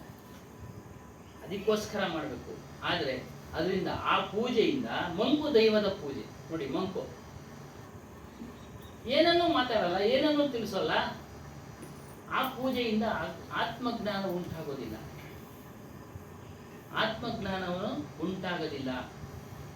ಮಾತನಾಡುವ ದೇವನು ಮಾಟಲಾಡೆ ದೇವ ಮಾನವ ಉಂಡುಡುಗ ಮಾಟಲಾಡಿನಿ ಮಂಕು దేవుడాల ಮಂಕು ದೇವಿನಿ ಪೂಜೆ ಮಂಕು ಪೂಜಾರಿ ರವಿನರ ಶ್ರೀ ವಿಮಲಾತ್ಮ ನಾರಾಯಣ. ಮಾತನಾಡುವ ದೇವ ಮಾನವನು ಪ್ರತ್ಯಕ್ಷದಲ್ಲಿರುವಾಗ ಮಾತನಾಡದ ಮಂಕು ದೇವದ ಅಗತ್ಯ ಏನಿದೆ? ಮಂಕು ದೇವಕ್ಕೆ ಪೂಜೆ ಮಾಡುವ ಮೂಢಾತ್ಮನಾದ ಮಂಕು ಪೂಜಾರಿಯೇ ಸರಿ. ಯಾರು ನಾವು ಮಾತನಾಡೋ ದೇವರು? ಸದ್ಗುರುಗಳು. ಸರಿಯಾದ ಸದ್ಗುರುಗಳು ನೀವು ಸಿಕ್ಬಿಟ್ರೆ ನಿಮ್ಮ ಜೀವನದಲ್ಲಿ ಒಮ್ಮೆ ಬಾರಿ ನಾನು ಯಾರು ಅಂತ ತಿಳಿಸ್ಬಿಟ್ರೆ ಅವ್ರನ್ನ ಗುರು ಮಾಡ್ಬಿಟ್ರಿ. ಬೇರೆ ಗುರುನ ಮಾಡಬಾರ್ದು ಅಂತ ಕೈವಾರ ಹಾಕೊಂಡು ಆಧ್ಯಾತ್ಮ ಜಗತ್ತಿಗೆ ನಮ್ಮನ್ನ ಕರ್ಕೊಂಬಂದು ಪ್ರವೇಶ ಮಾಡಿದವನು ಅವನು. ಬೇರೆ ಗುರುಗಳು ಎಷ್ಟೇ ಅದ್ಭುತವಾಗಿ ಹೇಳಿದ್ರು ಈ ಗುರುನ ಮಾತ್ರ ಬಿಡೋದು ಮಾಡಿದ್ದೀವಿ.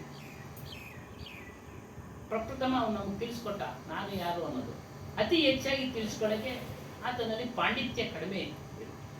ಮೊನ್ನೆ ಬಂದಿದ್ರು ಬಲವಂತ ಸಾಹೇಬ್ ಅಂತ, ಅವ್ರು ಸ್ಪೀಚ್ ಮಾಡೋಕ್ಕಾಗಲಿಲ್ಲ, ಆದರೆ ಆಚರಣೆ ಇದೆ. ಒಂದೆರಡು ಮಾತುಗಳು ಹೇಳ್ತಾರೆ, ಈ ರೀತಿ ವಿಚಾರ ಆತ್ಮಜ್ಞಾನ ತಿಳಿಯುತ್ತೆ, ಹಾಗಂತ ಅವ್ರನ್ನ ದೂರ ಮಾಡೋದು ಸರಿ ಇಲ್ಲ. ಈ ರೀತಿ ಉದಾಹರಣೆಗಳು. ಹಾಗಾಗಿ ಸಿದ್ಧಯೋಗಿಯನ್ನು ಮೊರೆ ಹೋಗಿ ಪೂಜಿಸಬೇಕು. ಅವನೇ ದೇಹವಮಾನ. ಅವನೇ ಸಿದ್ಧ ಅಂದ್ರೆ ಎಲ್ಲವನ್ನ ಬಿಟ್ಟಿರ್ತಾನೆ. ಕಾಮ, ಕ್ರೋಧ, ಲೋಭ, ಮೋಹ, ಮದ, ಮತ್ಸರ, ರಾಗದ್ವೇಷಾದಿಗಳನ್ನ ಬಿಟ್ಟಿರ್ತಾನೆ. ದಯೆ, ಕರುಣೆ, ಅಹಿಂಸೆ, ಸತ್ಯ, ಧೈರ್ಯ ಇವುಗಳನ್ನು ಧಾರಣೆ ಮಾಡ್ತಾನೆ. ಅಂತಹವನು ಸಿದ್ಧ ಯೋಗಿ, ಸಹಜ ಯೋಗಿ. ಅಂಥವ್ರನ್ನೇ ದೇವಮಾನವ. ಅಂಥವ್ರೇ ದೇವಮಾನವ.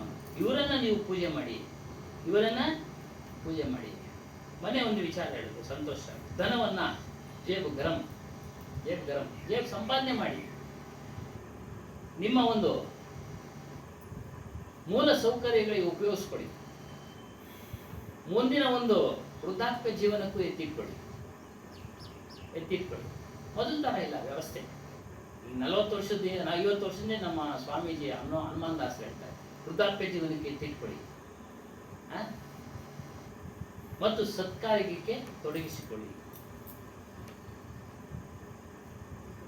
ಸತ್ಕಾರ್ಯದಲ್ಲಿ ಧನವನ್ನು ಉಪಯೋಗಿಸ್ಬೇಕು. ಇಲ್ಲೇ ಇದ್ರೆ ಲೋಭ ಬಂದ್ಬಿಡುತ್ತೆ. ಎಷ್ಟು ಬೇಕೋ ಅಷ್ಟು ಅಗತ್ಯ. ಅದನ್ನೇ ಹೇಳ್ತು ಗುರುಗಳು ಕೊಟ್ಟಂತ ಕಾಣಿಕೆ. ಆಗಲೇ ಗುರುಗಳು ಸಹ ಸತ್ಕಾರ್ಯಕ್ಕೆ ಉಪಯೋಗಿಸ್ಬೇಕು. ಅದನ್ನ ಎತ್ತಿಡದೇ ಆಗಲಿ ಗುರುಗಳು ಮಾಡಬೇಕು, ಹೇಳೋರು ಮಾಡಬೇಕು. ಸತ್ಕಾರ್ಯಕ್ಕೆ ಉಪಯೋಗಿಸ್ಕೊಳ್ಳಿ. ನೀವು ಲೋಭದಿಂದ ಅದನ್ನು ಭದ್ರಪಡಿಸ್ತಾ ಇದ್ರೆ ಲಕ್ಷ್ಮಿ ನಕ್ಕಲ್ಲ. ನೋಡಪ್ಪ ಎಂತ ಅಜ್ಞಾನಿ ಇವನು, ಎಂತ ಅಜ್ಞಾನಿ ಹೇಳ್ತಾರೆ. ಧನಲಕ್ಷ್ಮಿಯು ಲೋಭಿಯ ಮೂರ್ಖತೆಗಾಗಿ ನಗುವಳು. ಇದೇ ರೀತಿಯಾಗಿ ನೀವು ನಿಮ್ಮ ಸ್ವರೂಪವನ್ನ ತಿಳಿಯಿರಿ.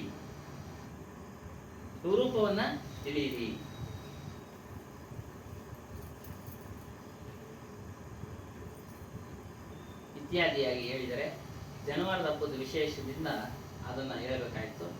ಈಗ ಮೂಲ ಒಂದು ವಿಚಾರಕ್ಕೆ ಬರೋಣ. ಸ್ವಸ್ವರೂಪಕ್ಕೆ ಪೆಹಚಾನ್. ನಮ್ಮ ಸ್ವರೂಪದ ಪೆಹಚಾನ್ ಅಂದರೆ ತಿಳಿಯೋದು. ರಮೈನಿ 77. ಏಕೈ ಕಾಲ ಸಕಲ ಸಂಸಾರ ಏಕೈ ನಾಮ ಹೈ ಜಗತ್ ಪ್ರಿಯ. ಒಂದು ವಾಕ್ಯ ಬಿಡಿಸ್ತಾ ಇದೆ. ಕಾಲ ಅಂದ್ರೇನು? ಸಮಯ, ಮೃತ್ಯು. ಸಂದರ್ಭಕ್ಕೆ ಅನುಗುಣವಾಗಿ ನಾವು ಆ ಶಬ್ದಗಳನ್ನು ಉಪಯೋಗಿಸ್ತೀವಿ. ಇಲ್ಲಿ 2 ಭಾಗ ಮಾಡೋದು ಕಾಲ. ಒಂದು ಮಹಾಕಾಲ, ಎರಡನೇದು ಖಂಡಕಾಲ. ಮಹಾಕಾಲ ಅನಾದಿ ಅನಂತ ಈ ಸೃಷ್ಟಿ ವಿಚಾರ, ಅರ್ಥಾತ್ ಉಸ್ಕಿ ನಾ ಗುರು ಆರ್. ಅದಕ್ಕೆ ಕೊನೆಯೇ ಇಲ್ಲ ಸೃಷ್ಟಿಗೆ. ಮತ್ತು ಹೇಗೆ ಸೃಷ್ಟಿಯಾಯಿತು ಅನ್ನೋದು ಯಾರಿಗೂ ಗೊತ್ತಿಲ್ಲ. ಯಾರೋ ಸೃಷ್ಟಿ ಮಾಡಿದ್ರು, ಶಿವ ಸೃಷ್ಟಿ ಮಾಡೋದ ಅಂತ ಶಿವನ ಪೂಜೆ ಮಾಡೋದು ಹೇಳ್ತಾರೆ, ವಿಷ್ಣು ಸೃಷ್ಟಿ ಮಾಡೋದ ಅಂತ ವಿಷ್ಣುವನ್ನ ಹೇಳ್ತಾರೆ, ಬ್ರಹ್ಮ ಸೃಷ್ಟಿ ಮಾಡೋದ ಅಂತ ಹೇಳ್ತಾರೆ. ಆದರೆ ಅದರ ಅರಿವು ಸರಿಯಾಗಿ ಯಾರಿಗೂ ಇಲ್ಲ. ಹೇಗಾಯ್ತು ಏನು ಇತ್ತ ಅಂತ. ಇದ್ರ ಬಗ್ಗೆ ಜನಕ ಮಹಾರಾಜನ ಆಸ್ಥಾನದಲ್ಲಿ ಒಬ್ಬ ಸಾಧ್ವಿ ಸಹ ಯಾಜ್ಞವಲ್ಕನ ಪ್ರಶ್ನೆ ಮಾಡ್ತಾರೆ. ಒಂದು ಸ್ಪರ್ಧೆ. ಅವನು ಮಹಾಪಾಂಡಿತ್ಯ ಜ್ಞಾನದಲ್ಲಿ ಯಾಜ್ಞವಲ್ಕ. ಈಕೆ ಹೆಸರು ಗಾರ್ಗೆ. ಸೃಷ್ಟಿ ವಿಚಾರದಲ್ಲಿ ಒಂದು ಸ್ಪರ್ಧೆ. ಇದನ್ನು ಯಾರು ಮಾಡಿದ್ರು, ಏನು ಎಂತ ಈ ವಿಚಾರ ಸೂಕ್ತವಾದ ಸಮರ್ಥವಾದ ಉತ್ತರ ನೀಡಿದರೂ ಆ ಹಸುಗಳನ್ನು ತೆಗೆದುಕೊಂಡು ಹೋಗ್ಬೇಕು. 1,000 ಹಸುಗಳು. ಈತನು ಸಹ ಆಸ್ಥಾನದಲ್ಲಿರ್ತಾನೆ. ಈತನ ಎದುರು ವಾದ ಮಾಡೋರು ಯಾರೂ ಇಲ್ಲ. ಈತನ ಎದುರು ವಾದ ಮಾಡ್ತಕ್ಕಂಥವ್ರು ಯಾರು ಇಲ್ಲ, ಎಲ್ಲರೂ ಕುತ್ಕೊಂಡ್ಬಿಡ್ತಾರೆ ಸ್ವಲ್ಪ ವಿದ್ವಾಂಸರೆಲ್ಲ. ಯಾಕೆ ನಾವಲ್ಲಿ ಕೇಳ್ತಾನೆ, ನನ್ನೊಂದಿಗೆ ವಾದ ಮಾಡೋರು ಯಾರು ಇಲ್ಲ, ಶಿಷ್ಯಂದಿರ ಗೋವುಗಳನ್ನು ಕರ್ಕೊಂಡೋಗಿ ಗಾಳಿಗೆ ಎದ್ದೊಳ್ತಾಳೆ. ನಿಲ್ಲಿಸಿ ಸ್ವಾಮಿ, ವಾದನೆ ಮುಗ್ದಿಲ್ಲ, ಪ್ರಶ್ನೆಯನ್ನು ಮುಗ್ದಿಲ್ಲ, ಪ್ರಶ್ನೆನೂ ಇಲ್ಲ, ಇವನೇ ಹೇಳ್ಕೊಟ್ಟ ಸ್ವಾಗತ, ನಿಲ್ಲಿಸಿ. ಯಾಕಮ್ಮ, ನಂದೊಂದೆರಡು ಪ್ರಶ್ನೆ ಇದೆ. ಎಲ್ಲರಿಗೂ ಆಶ್ಚರ್ಯ, ಒಂದು ಸಾಮಾನ್ಯ ಸ್ತ್ರೀ, ಅವಳು ಜ್ಞಾನಿ ಅನ್ನೋದು ಗೊತ್ತಿಲ್ಲ, ಸ್ತ್ರೀ ಸಾಮಾನ್ಯ ನೋಡಿ, ಆ ಸ್ತ್ರೀನ ಒಂದು ಮಟ್ಟದಲ್ಲಿ, ಆ ಮಟ್ಟದಲ್ಲಿ ಆ ಲೀಲನ್ನು ನೋಡ್ಕೊಂಡ್ಬಿಡ್ತಾರೆ. ಇವತ್ತೆಲ್ಲ ಬದಲಾವಣೆ ಆಗಿದೆ, ಆಕಾಶಕ್ಕೆಲ್ಲ ಆಡ್ತಾ ಇದ್ದಾರೆ ಅಲ್ಲೇನಮ್ಮ. ಹಾಗಾಗಿ ಅವಳು ಪ್ರಶ್ನೆ ಕೇಳ್ತಾರೆ, ಸೃಷ್ಟಿ ಹೇಗಾಯ್ತು? ಆದಿ ಅನಂತ, ಅದೇ ಸೃಷ್ಟಿ ಹೇಗಾಯ್ತು, ಯಾರು ಮಾಡಿದ್ರು? ಎಲ್ಲರೂ ನಗ್ತಾರೆ. ಸಣ್ಣ ವಿಚಾರ ಗೊತ್ತಿಲ್ವಾ ನಿನಗೆ? ಪರಮಾತ್ಮ ಸೃಷ್ಟಿ ಮಾಡಿದ್ದು, ಪರಮಾತ್ಮನು ಸೃಷ್ಟಿ ಮಾಡ್ದ ಅಂತ ಉತ್ತರ ಸಿಗ್ತಾ ಇತ್ತು ನೋಡಮ್ಮ ಅಂತ ಯಾಜ್ಞವಲ್ಕ್ಯ ಹೇಳ್ತಾನೆ. ಎರಡನೇ ಪ್ರಶ್ನೆ, ಪರಮಾತ್ಮ ಸೃಷ್ಟಿ ಮಾಡ್ದ ಈ ಪ್ರಪಂಚವನ್ನ? ಸೃಷ್ಟಿ ಮಾಡುವಾಗ ನೀವೆಲ್ಲಿ ಕುಳಿತು ನೋಡ್ತಾ ಇದ್ರಿ? ಸೃಷ್ಟಿ ಮಾಡುವಾಗ ಪರಮಾತ್ಮನು ಸೃಷ್ಟಿ ಮಾಡುವಾಗ ಎಲ್ಲಿ ಕುಳಿತು ನೀವು ನೋಡ್ತಾ ಇದ್ದೀರಿ? ಇವಾಗ ನಾವು ಒಂದು ವಸ್ತುನ ಸರಿಪಡಿಸ್ಕೊಂಡ್ಬರಕ್ ಹೋದಾಗ ಕೆಟ್ಟೋಗಿರೋ ವಸ್ತು ಅವನು ಸರಿಪಡಿಸ್ತಾ ಇರ್ತಾನೆ, ನಾವು ನೋಡ್ತಾ ಇದ್ದೀವಿ ಅಲ್ವಾ? ಅದೇ ರೀತಿ ಅದು ಮೂಲ ವಸ್ತುನ ತಯಾರು ಮಾಡುವಾಗ ಬೇರೆ ವ್ಯಕ್ತಿನೇ ಇರ್ತಾನೆ, ಯಾವುದೇ ಒಂದು ವಸ್ತು ಆಗಿ. ಅದೇ ರೀತಿಯಾಗಿ ಈ ಪ್ರಪಂಚ ಸೃಷ್ಟಿ ಮಾಡುವಾಗ, ಆ ಪರಮಾತ್ಮನ ಸೃಷ್ಟಿ ಮಾಡುವಾಗ ನೀವು ಎಲ್ಲಿ ಕುಳಿತಿದ್ರಿ? ಪ್ರಶ್ನೆ. ನೋಡಿಲ್ಲಲ್ವಲ್ಲ ಸೃಷ್ಟಿನೇ, ಯಾರು ಸೃಷ್ಟಿ ಮಾಡಿದ್ರು ಅಂತ? ಉತ್ತರ ಇಲ್ಲ, ಉತ್ತರ ಇಲ್ಲ. ಸೃಷ್ಟಿ ಮಾಡಿದ್ದನ್ನ ಯಾರು ನೋಡಿಲ್ಲ, ಸುಮ್ಮನೆ ಇವರು ಕಲ್ಪನೆ ಮಾಡಿ ಬರ್ಕೊಂಡು ಬರ್ತಾರೆ. ಅವ್ರು ಸೃಷ್ಟಿ ಮಾಡಿದ್ರು, ಇವ್ರು ಸೃಷ್ಟಿ ಮಾಡಿದ್ರು. ಅದೇ ಏನು ನಾ ಶುರು ಆತ್, ಯಾರು ಶುರು ಮಾಡಿದ್ರು ಇದನ್ನ, ಯಾರು ಸೃಷ್ಟಿ ಮಾಡಿದ್ರು ಅನ್ನೋದು ಗೊತ್ತಿಲ್ಲ. ಮತ್ತೆ ಇದು ಹಾಕಿ ಕೊನೆ, ನಾ ಹಾಕಿ ಕೊನೆ ಯಾವಾಗ ಗೊತ್ತಿಲ್ಲ. ಅದು ಯಾವಾಗ ಸುಮ್ಮನೆ ಹೇಳ್ತಾರೆ ಪ್ರಳಯ ಆಗ್ಬಿಡುತ್ತೆ, ಪ್ರಳಯ ಆಗ್ಬಿಡುತ್ತೆ. ಆಗ್ತಿದೆ ವಿಜ್ಞಾನ ಹೆಚ್ಚು ಕಡಿಮೆ ಆದಾಗ ಅಲ್ಲಲ್ಲಿ ಸುನಾಮಿ ಅಂತದಿಂದದು ಇಡೀ ಪ್ರಪಂಚನೇ ಮುಳುಗೋಗಿದ್ದು ನೋಡುತ್ವಾ ನಾವು? ನೋಡಿ, ಮುಳುಗೋಗುತ್ತೆ ಅಂತ ಹಲವಾರು ಹೇಳಿದ್ರು. 2000 ವರ್ಷಕ್ಕೆ ಮುಳುಗೋಗ್ಬಿಡುತ್ತೆ, ಎಷ್ಟು ಪ್ರಚಾರ ಆಗುತ್ತೆ ಅಲ್ವಾ ಸುಮ್ಮನೆ? 2024 2000 ಕೊನೆನಪ್ಪ ಪ್ರಪಂಚ ಅಂತ ಏನು ಎಲ್ಲ 2007ಕ್ಕೆ ಪೂರ್ತಿ ಮುಳುಗೋದೈತೆ ಅಂತ ಹೇಳಿದ್ರು, ಯಾವುದೂ ಆಗಲಿಲ್ಲ. ಅದಕ್ಕೆ ಕಬೀರ್ ಸಾಹೇಬ್ ಅದನ್ನ ಹೇಳಿದ್ರು, ಇನ್ನು ಹೆಚ್ಚಿಗೆ ಆತನೇ ಸೃಷ್ಟಿ, ಹೆಚ್ಚಿಗೆ ಆತನೇ ಇದೆ. ಏನೋ ಮನಗ್ತಾ ಇದ್ದೀರಾ? ಯಾವಾಗ ಸಿಹಿ ಮಾಡಿ ಅಡುಗೆ ಮಾಡಿ ಎಲ್ಲ ಹೊರಟೋತೇವೆ. ಆ ರೀತಿಯಾಗಿ ಪ್ರಳಯ ಅಂದ್ರೆ ಪ್ರತಿಯೊಬ್ಬ ಮನುಷ್ಯನು ಮರಣ ಹೊಂದದೆ ಅದೇ ಪ್ರಳಯ. ಮತ್ತೆ ಅವರೆಲ್ಲ ಒಟ್ಟಾಗಿ ಸೇರಿ ಹೇಗಾದ್ರು ಪ್ರಶ್ನೆ, ಒಂದು ಸುನಾಮಿ ಎಷ್ಟೊಂದು ಜನ ಸತ್ತೋಗ್ಬಿಟ್ರು, ಅವರು ಪ್ರಾರಬ್ಧ ಕರ್ಮಗಳೆಲ್ಲ ಅಲ್ಲಿ ಸಂಯೋಗ ಆಗಿರ್ತಾರೆ, ಎಲ್ಲರೂ ಅಲ್ಲಿ ಬಂದು ಸೇರ್ಬೇಕು ಅಂತ. ಅಲ್ಲಿ ಸೇರಿದ್ರು ಸುನಾಮಿ ಆಯ್ತು, ಒಟ್ಟು ಈ ರೀತಿ ಆಗ್ತಿದೆ. ಅದಕ್ಕೆ ಸೃಷ್ಟಿಗೆ ಕೊನೆ ಅನ್ನೋದೇ ಇಲ್ಲ, ಗೊತ್ತೇ ಇಲ್ಲ ಯಾರು. ಇನ್ನೊಂದು ಎರಡನೇ ಕಾಲದ ಬಗ್ಗೆ ಹೇಳ್ತಾರೆ, ಖಂಡ ಕಾಲ ಭಾಗ. ನಿಮಿಷ, ದಿವಸ, ಸೆಕೆಂಡು, ವರ್ಷ, ಮಾಸ, ಪಕ್ಷ ಇತ್ಯಾದಿ. ಇದು ಸಮಯ. ಈ ಒಂದು ಸಮಯ ಯಾರು ನಿರ್ಮಾಣ ಮಾಡಿದ್ದು ಅಲ್ಲ, ಗುರುತಿಸಿದ್ವಿ ನಾವು ಅಷ್ಟೇ. ಮನುಷ್ಯನು ಅಮಾವಾಸ್ಯೆ, ಪೌರ್ಣಮಿ ಇವುಗಳನ್ನೆಲ್ಲ ಗುರುತಿಸಿ ಒಂದು ನೆನಪು, ಜೀವನ ಕಲಿಕೆ ಮಾಡಿಕೊಂಡ. ಮಾಸ, ಪಕ್ಷ ಇದೇನು ಅನಂತ ಕಾಲದಿಂದ ನಡೀತಾನೆ ಇದೆ. ಈಗ ಸಮಯ ನೋಡೋದಕ್ಕೆ ಗಡಿಯಾರ ಇದೆ, ಮೊದಲೆಲ್ಲ ನೆರಳು ನೋಡಿಕೊಂಡು ಸಮಯ ನೀಡೋರು ಅಲ್ಲ ಸುಮ್ಮನೆ ಇಷ್ಟು ಗಂಟೆ ಅಂದಾಜು. ಬೆಳೆಯೋ ಎದ್ದೊಳೋದಕ್ಕೆ ರಾತ್ರಿ ಹೊತ್ತು ಸುಕ್ಕೆಗಳು ನೋಡಿ ಹಾ. ಹೇಳ್ತಾ ಇದ್ರು ಇಷ್ಟೇ ಸಮಯ ಆಯ್ತು. ಇಷ್ಟೇ ಸಮಯ. ನಮ್ಮ ತಾತ ಅವರು ಅದಕ್ಕೆ ಇದರಿಂದ ಯಾರು ನಿರ್ಮಾಣ ಮಾಡಿದ್ನಲ್ಲ ವಿನಾಶನೂ ಇಲ್ಲ, ನಡೀತಾ ಇದೆ ಅನಾದಿ ಕಾಲದಿಂದ. ಆ? ಅನಾದಿ ಕಾಲದಿಂದ ನಡೀತಾ ಇದೆ. ಈ ಒಂದು ಕಾಲಘಟ್ಟದಲ್ಲಿ ಈ ಒಂದು ಕಾಲಘಟ್ಟ ಎಷ್ಟೋ ವರ್ಷಗಳಾಗವು, ನಮ್ಗೆ 64, ಇನ್ನೊಂದು ಜಾಸ್ತಿ ಮನುಷ್ಯ ಏನ್ ಮಾಡ್ತಾ ಇದ್ದಾನೆ, ಪುಡಿ ಪುಡಿ ಆಗ್ತಾ ಇದೆ ಕಾಲಘಟ್ಟದಲ್ಲಿ, ಪುಡಿ ಪುಡಿ ಆಗ್ತಾ ಇದ್ದಾನೆ. ಎಲ್ಲಾ ವಸ್ತುಗಳು ಪುಡಿ ಆಗ್ತವೆ, ನಾಶ ಆಗ್ತಾ ಇದೆ ಅಂತ ಅರ್ಥ.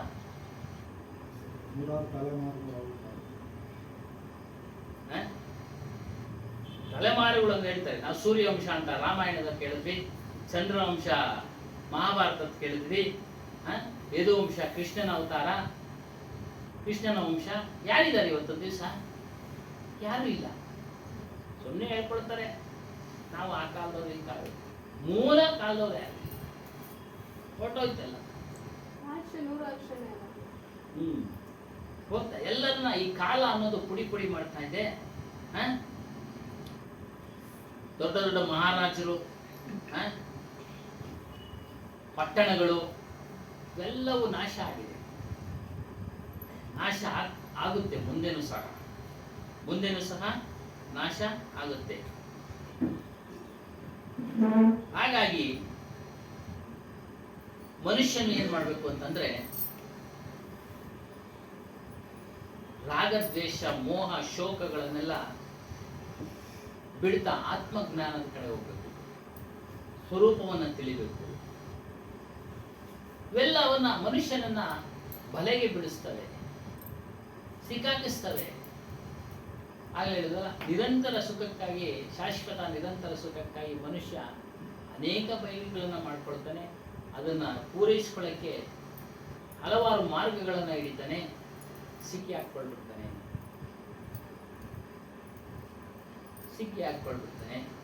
ಅದನ್ನ ಬಿಡಿಸ್ಕೊಳ್ಬೇಕಾದ್ರೆ ಅದ್ರ ಮೇಲೆ ಇರ್ತಕ್ಕಂಥ ಮೋಹವನ್ನ ಕಡಿಮೆ ಮಾಡ್ಕೊಳ್ಳಿ.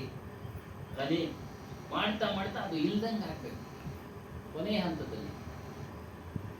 ಹಂತದಲ್ಲಿ ಇಲ್ದಂಗೆ. ಶರೀರದ ಮೇಲೆ ಮೋಹ ಇರುವರು ಅವರೊಂದು ಪ್ರಾಣ ಶಕ್ತಿ ಬೇಗ ಹೋಗೋದಿಲ್ಲ, ಪ್ರಾಣವಾಯು ಆಚೆಗೆ ಬೇಗ ಹೋಗೋದಿಲ್ಲ. ಬಹಳ ಸತಾಯಿಸುತ್ತೆ. ನಾವು ಸಣ್ಣವರಿಗೆ ಮಾತಾಡ್ಕೊಳ್ತಾ ಇದ್ವಿ ಹಿರಿಯರು, ಹಂಗೆ ದನದ ಮೇಲೆ ಆಸೆ ಏನೋ, ಬೆಳ್ಳಿದು ತೇರ್ಬಿಟ್ಟು ನೀರು ಬಿಡ್ರು ಅಂತ. ಅಲ್ಲ ಸೊನ್ನೆ ಈಗಲೂ ನಡೀತಾ ಇದೆ ಇಲ್ಲ. ಹಾಗಾಗಿ ಈ ಒಂದು ಮೋಹವನ್ನು ಬಿಟ್ಟರೆ ನಿಮ್ಗೆ ಬಿಡುಗಡೆ, ಇಲ್ಲ ಅಂದ್ರೆ ಇಲ್ಲ. ಏಕ ನಾಮ ಹೈ ಜಗತ್ ಪ್ಯಾರ, ಕೌನ್ಸಾ ನಾಮ ಪೂರೆ ಜಗತ್ ಕ ಪ್ಯಾರ ಹೈ. ವಿಚಾರ ಮಾಡಿ ನೋಡಿ. ಸಂಸಾರ ಅಂದ್ರೆ ಪ್ರಪಂಚದಲ್ಲಿ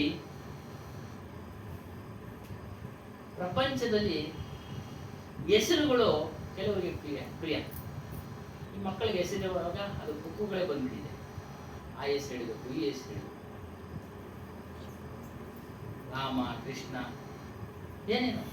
ಮೊದಲೆಲ್ಲ ರಾಮಕೃಷ್ಣ ಅಂತ ಏನಕ್ಕೆ ಇಡ್ತಾ ಇದ್ರು ಅಂದ್ರೆ, ಆ ಮೂಲಕವಾದ್ರೂ ಅವನ್ನ ನಾವು ಸ್ಮರಣೆ ಮಾಡಲಿ,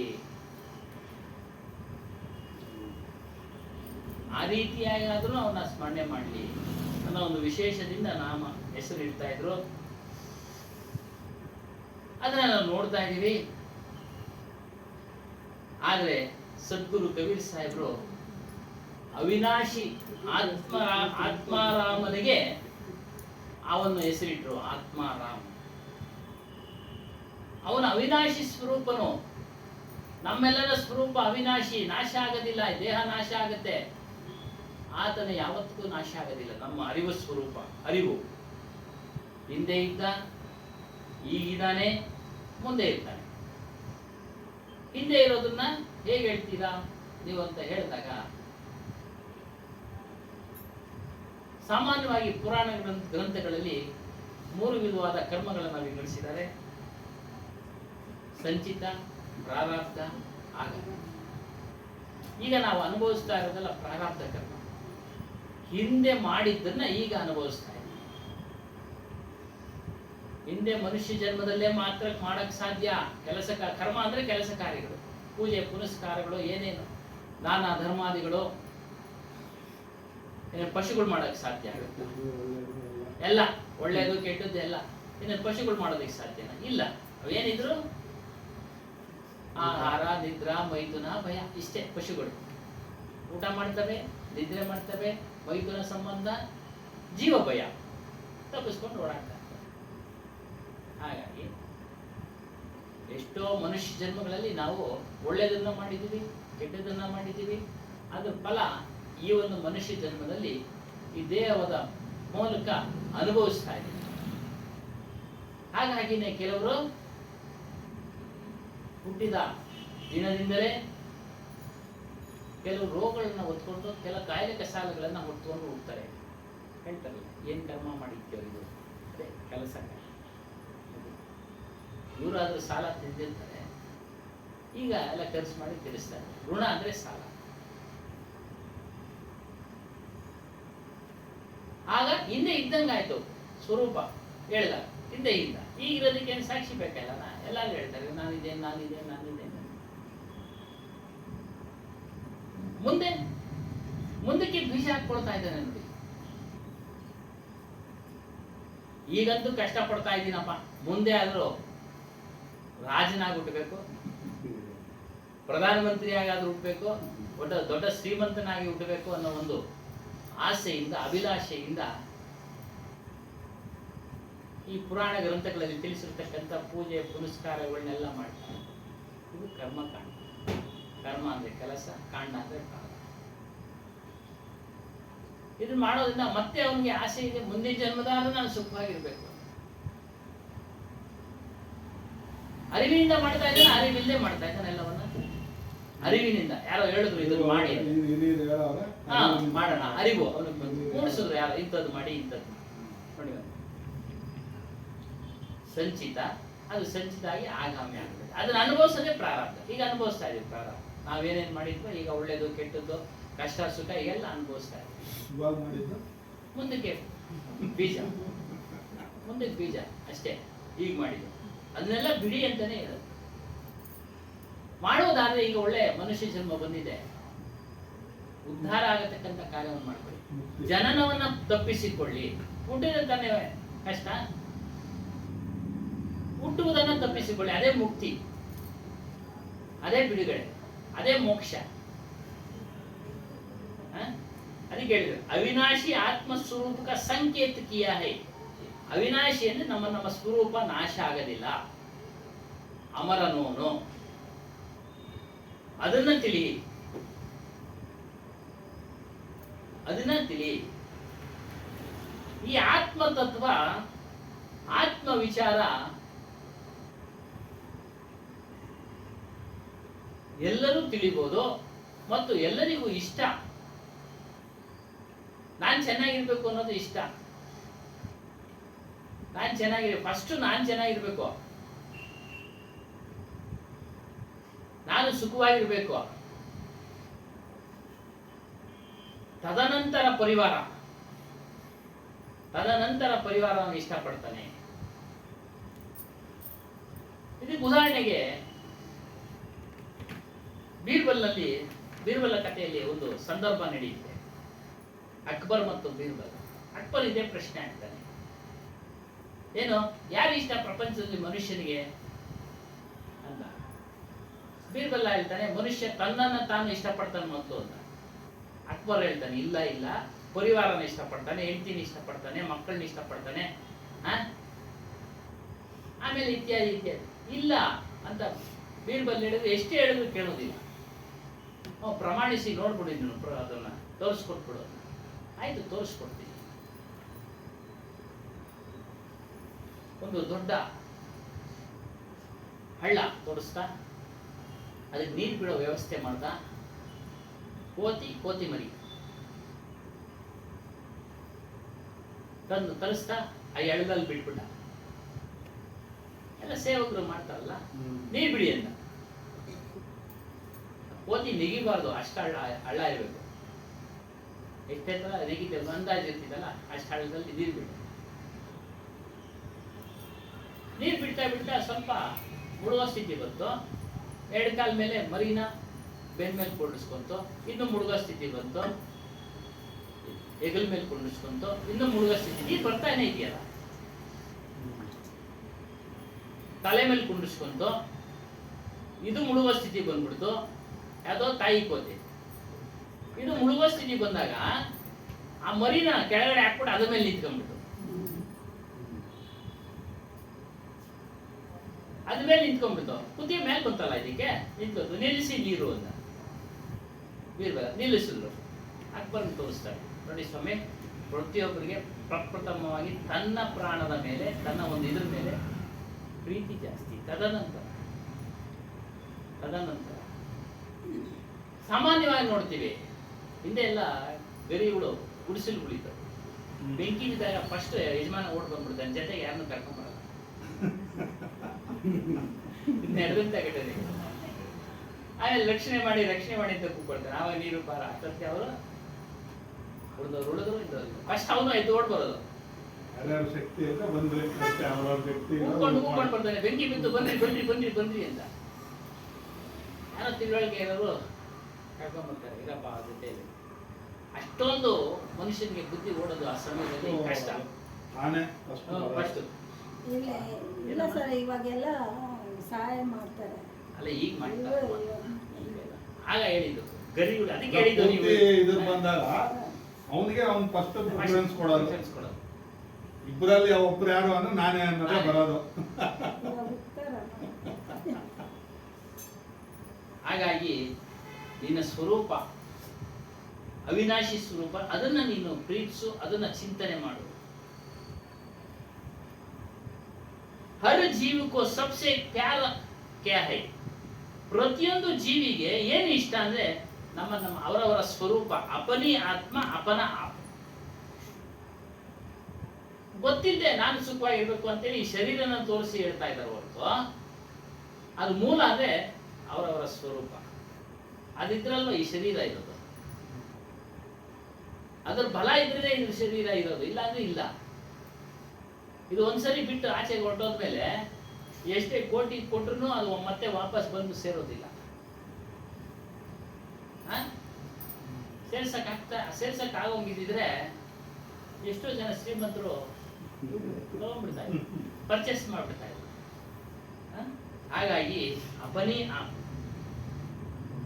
ಪ್ರತಿಯೊಂದು ಜೀವಿಗೆ ಏನು ಇಷ್ಟ ಅಂದ್ರೆ ತನ್ನ ಒಂದು ಸ್ವರೂಪ ಅನ್ನೋ ಒಂದು ವಿಚಾರವನ್ನ ಇಲ್ಲಿ ಹೇಳ್ತಾರೆ.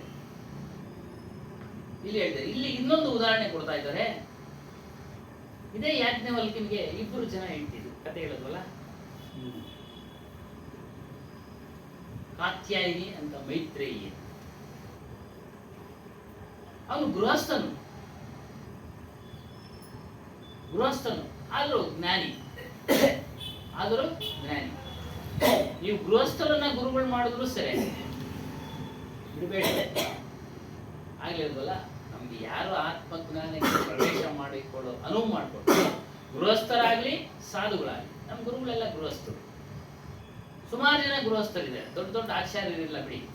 ಅದು ಅರ್ಧನಾಮ ಸಾಹೇಬರು ಬ್ರಹ್ಮಚಾರಿಗಳು, ಧರ್ಮಾಧಿಕಾರಿಗಳು ಬ್ರಹ್ಮಚಾರಿಗಳು, ಅದು ಅವರವರ ಒಂದು ಅದೃಷ್ಟ. ಅದೇ ರೀತಿ ಇದನ್ನು ಗೃಹಸ್ಥ.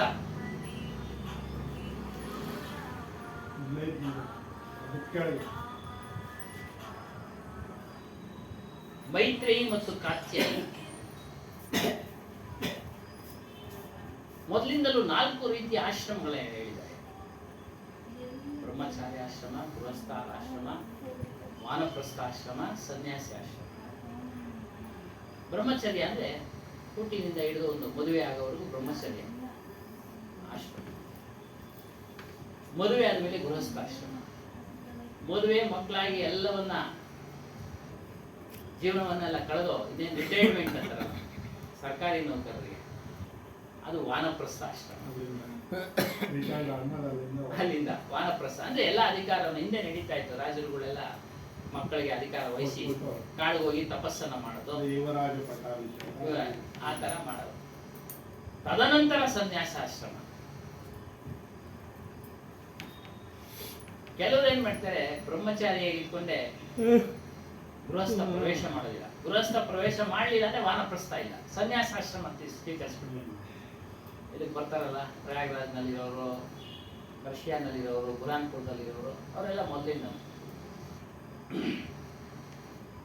ಅದರಲ್ಲೂ ಒಬ್ರು ಈ ಕೊಡಗೇಹಳ್ಳಿಯಲ್ಲಿ ಇದ್ರು ಸಾಧುಗಳು, ಅವ್ರು ಮಂಗಳೂರು ಕಡೆಯವರು. ಯಾವ ಕೊಡಗಲ್ಲಿ? ಬೆಂಗಳೂರು ಕೊಡಗೇಹಳ್ಳಿ. ಅವರು ಸಾಧುಗಳು. ಸಾಧುನ ತ್ಯಾಗ ಮಾಡಿಬಿಟ್ಟು ಗೃಹಸ್ಥರಾಗಿದ್ರು. ಅದು ಅವರವ್ರ ಪ್ರಾರಬ್ಧ ಕರ್ಮ. ಪ್ರಾರಬ್ಧ ಅದು ಎಳ್ಕೊಂಡು ಹೋಗ್ಬಿಡುತ್ತೆ. ಏನೇ ಮಾಡಿದ್ರು, ಎಷ್ಟೇ ಆತ್ಮಜ್ಞಾನ ತಿಳಿದ್ರು ಎಳ್ಕೊಂಡು ಹೋಗ್ಬಿಡುತ್ತೆ. ಆದರೆ ಅದನ್ನ ನಿಗ್ರಹ ಮಾಡ್ಬೋದು ಸಾಧನೆಯಿಂದ. ಒಬ್ರಿಗೆ ಆಗತ್ತೆ, ಒಬ್ಬೊಬ್ರಿಗೆ ಆಗಲ್ಲ ಬಿಡಿ. ಅದೇ ರೀತಿ ಇಲ್ಲಿ ಯಾಜ್ಞವಲ್ಕ ಆತನಿಗೆ ಆತ್ಮಜ್ಞಾನಿ ಇಬ್ಬರು ಹೇಳ್ತಿದ್ರು, ಮೈತ್ರೇಯಿ, ಕಾತ್ಯಾಯನಿ. ನಿಮಗೆ ಸಾಕಪ್ಪ ಇದ ಗೃಹಸ್ಥಾಶ್ರಮ ಸಾಕು, ವಾನಪ್ರಸ್ಥ ಅಂದರೆ ಎಲ್ಲವನ್ನ ತ್ಯಾಗ ಮಾಡಿ ಸನ್ಯಾಸ, ಆತ್ಮಜ್ಞಾನ ಚಿಂತನೆಯಲ್ಲಿ ಕಳೆಯೋಣ ಅಂತೇಳಿ ಅವನಿಗೆ ಅಪಾರವಾದ ಸಂಪತ್ತು ಬಂದಿರುತ್ತೆ, ಬಹುಮಾನ ರೂಪದಲ್ಲಿ. ಒಂದು ಪಂಡಿತ ಗೆದ್ದೆ. ಅದನ್ನ ಇಬ್ಬರಿಗೂ ಸಮವಾಗಿ ಹಂಚ್ಬಿಡ್ತಾರೆ. ಇವರು ಕಾತ್ಯಾಯನಿ ಸ್ವಲ್ಪ ತಿಳುವಳಿಕೆ ಕಡಿಮೆ, ಅವಳೆಲ್ಲ ತಗೊಂಡ್ಬಿಡ್ತಾರೆ. ಅವಳು ಮೈತ್ರಿ ತಿಳುವಳಿಕೆ ಜ್ಞಾನಿ ಸ್ವಲ್ಪ. ಅದನ್ನು ಪ್ರಶ್ನೆ ಮಾಡ್ತಾರೆ, ನೀವೆಲ್ಲ ಕೊಡ್ತಾ ಇದ್ದೀರಲ್ಲ ಸಂಪತ್ತೆಲ್ಲ, ನಿಮ್ಗೇನು ಬೇಕಾಗಿಲ್ವಾ? ಇಲ್ಲ, ನನಗೆ ಬೇಕಾಗಿಲ್ಲ. ಮತ್ತೆ ನಿಮಗೇ ಬೇಕಾಗಿಲ್ಲದಂತ ವಸ್ತುವನ್ನ ನನಗೆ ಯಾಕೆ ಕೊಡ್ತಾ ಇದ್ರ ನೀವು? ಯಾಕೆ ಕೊಡ್ತಾ ಇದ್ದೀರಾ? ಇದ್ರ ಮರ್ಮ ತಿಳಿಸಿ. ಆಗ ಅವನು ಹೇಳ್ತಾನೆ, ಆಗ್ಲೇ ಹೇಳ್ದಂಗೆ ಸಂಪತ್ತು ಇವೆಲ್ಲ ನಮಗೆ ಮೋಕ್ಷ ಕೊಡೋದಿಲ್ಲ. ಅದೇ ವಿಚಾರನೇ ಹೇಳೋದವನು. ಬೇರೆ ರೀತಿಯ ಕರ್ಮದಿಂದಾಗಲಿ, ಸಂತಾನದಿಂದಾಗಲಿ, ಸಂಪತ್ತಿನಿಂದಾಗಲಿ, ಪರಿವಾರದಿಂದಾಗಲಿ ಮೋಕ್ಷ ಸಿಕ್ಕೋದಿಲ್ಲ. ಇವನ್ ಸಂಪತ್ತನ್ನು ಅವರು ಕೊಟ್ಟ, ಪರಿವಾರನ ಬಿಡೋಕೆ ರೆಡಿ ಇದ್ದಾನ ಅವನಲ್ಲಿ. ಏನೋ ನೀವು ಅನುಭವಿಸಿ ಸುಖವಾಗಿರಿ, ನಾನು ಹೋಗ್ತಾ ಇದ್ದೀನಿ ಅಂತ. ಅವಳು ಅದನ್ನೇ ಪ್ರಶ್ನೆ ಮಾಡ್ತಾಳೆ, ನಿಮಗೆ ಇದರ ಉಪಯೋಗ ಇಲ್ಲ ಅಂದಮೇಲೆ ನಮಗೆ ಇದರಿಂದ ಏನು ಉಪಯೋಗ ಇಲ್ವಾ? ಹಾಗೆ ಹೇಳ್ತೇನೆ, ಇದನ್ನೆಲ್ಲ ತ್ಯಾಗ ಮಾಡಿ ಹೋಗಿ ನಾವು ಆತ್ಮಜ್ಞಾನ ಕಡೆ ಹೋದ್ರೇನೆ ನಮಗೆ ಮೋಕ್ಷ. ಹಾಗಾದ್ರೆ ನನಗೆ ಬೇಡ ಇದು ಮೈತ್ರಿ, ನಾನು ನಿಮ್ಮ ಜೊತೆ ಬರ್ತೀನಿ ಆಧ್ಯಾತ್ಮ ಸಾಧನೆಗೆ ಅಂತೇಳಿ ಅವನ ಜೊತೆ ಹೊರಟೋಗ್ತಾರೆ. ಆ ಸಮಯದಲ್ಲಿ ಮನುಷ್ಯನಿಗೆ ಪ್ರಿಯ ಯಾವುದು ಅಂದ್ರೆ ತನ್ನ ಒಂದು ಸ್ವರೂಪ, ಅದು ಅವಿನಾಶಿ ಸ್ವರೂಪ, ಅದರಲ್ಲಿ ಲೀನ, ಅದರಲ್ಲಿ ನಮ್ಮ ಮನಸ್ಸನ್ನು ಹೋಗಿ ತಗೊಂಡು ನಿಲ್ಲಿಸಿದ್ರೆ ಮುಕ್ತಿ. ಮುಕ್ತಿ ಅದೇ ಹೇಳಿದ್ವಲ್ಲ ಆ ಬೀರ್ಬಲನ ಕೋತಿ ಕತೆ, अपनी आत्मा की कामना के लिए प्यार करते हैं. ತನ್ನ ಒಂದು ಆತ್ಮನ ಪ್ರೀತಿಸೋ ವಿಚಾರದಲ್ಲಿ ಕೆಲಸ ಕಾರ್ಯಗಳನ್ನ ಮಾಡ್ತಾನೆ, ಪ್ರೀತಿಸ್ತಾನೆ.